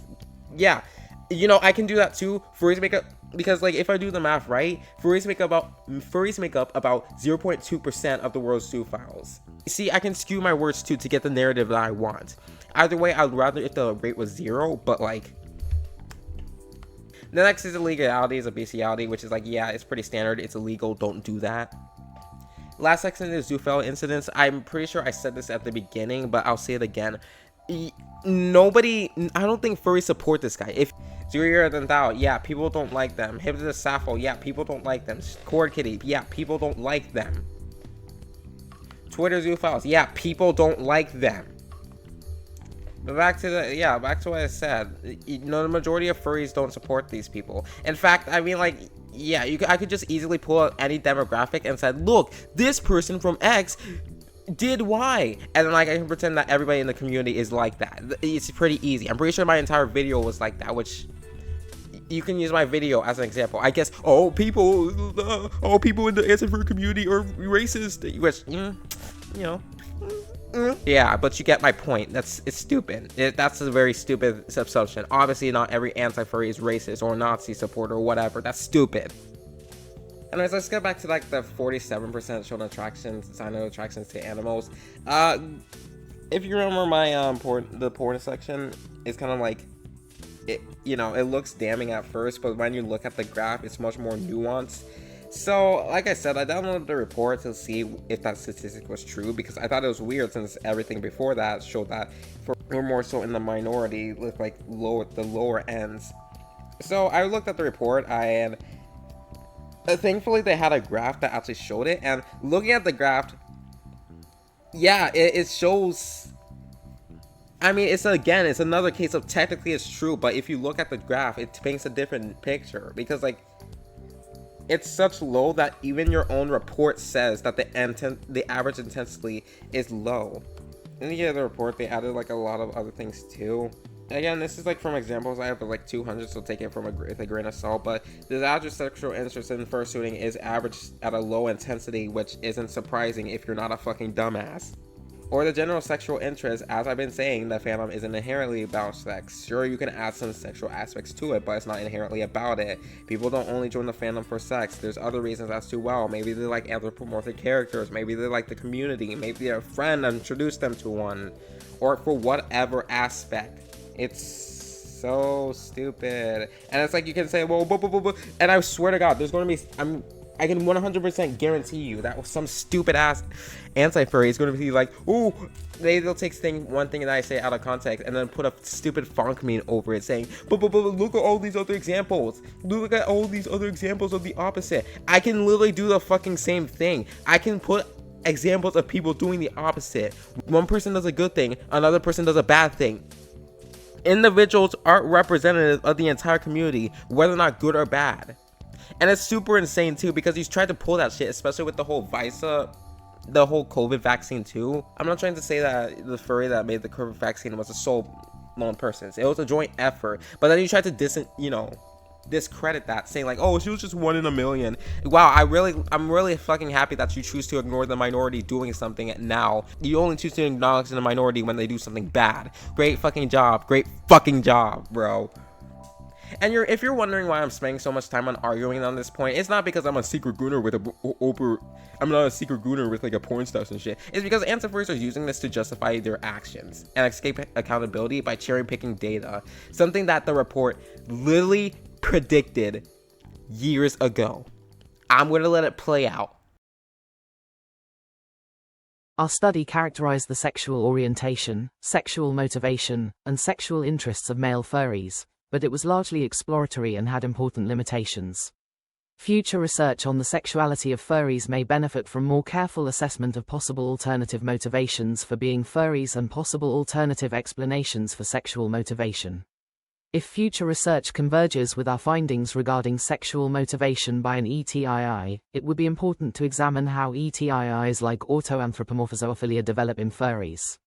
Future research may also benefit from recruiting samples in ways that are different from our approach, such as recruiting specifically for female furries and those who do not endorse sexual motivation. No sample of furries will truly be representative, however. We anticipate that some results from our study might be used to perpetuate the existing stigma against furries. In particular, some individuals might try to use our study to further stigmatize furries for having unusual sexual interests, such as sexual attraction to anthropomorphic animals and sexual arousal by the fantasy of being an anthropomorphic animal. However, we emphasize that neither of these sexual interests is even potentially harmful, because anthropomorphic animals are not real. Furthermore, we found little evidence that male furries are especially sexually attracted to real animals, i.e., have zoophilia, which could result in actual harm if these attractions were acted out. Although many in our sample reported some degree of sexual attraction to real animals, the average intensity was low. We believe that it is unfortunate that furries are stigmatized for having unusual sexual interests, but we doubt that this stigma will change without open and honest discourse. We cannot have open and honest discourse by denying the existence of the many furries who are sexually motivated and have unusual sexual interests. By studying sexual motivation and unusual sexual interests in furries, we will better understand their role and importance. Perhaps then, both furries and our larger society will no longer find them shameful. That would be a good result, in our opinion. The report literally says that there's nothing harmful about being a furry or being attracted to furries. Being a furry isn't zoophilia. Being a furry doesn't have to be a sexual thing. Nobody would care if you just said, I don't like it. But you said you have to try to push the narrative that being a furry is dangerous under the false narrative that you want to protect kids, which you clearly don't give a shit about. It actually makes it harder for people to actually care about children and for people to like them, because it's people like you that try to use this for your selfish narrative. I mean this from the bottom of my heart. I could say so many things about you guys. I can call you so many names. But I'm going to say it genuinely. I feel like you're worse than the furry community. You are generally worse than the furry community. 100%. Like, I know that some people don't really like furries, but you guys might be worse. Actually, you are worse. You are worse. Yeah, because you can't call yourselves out. You can never call yourselves out. And that's why I had to step in to give you the slap to the face that you actually need. Because you cannot call yourself out. You guys are absolutely fucking losers. I mean that from the bottom of my heart.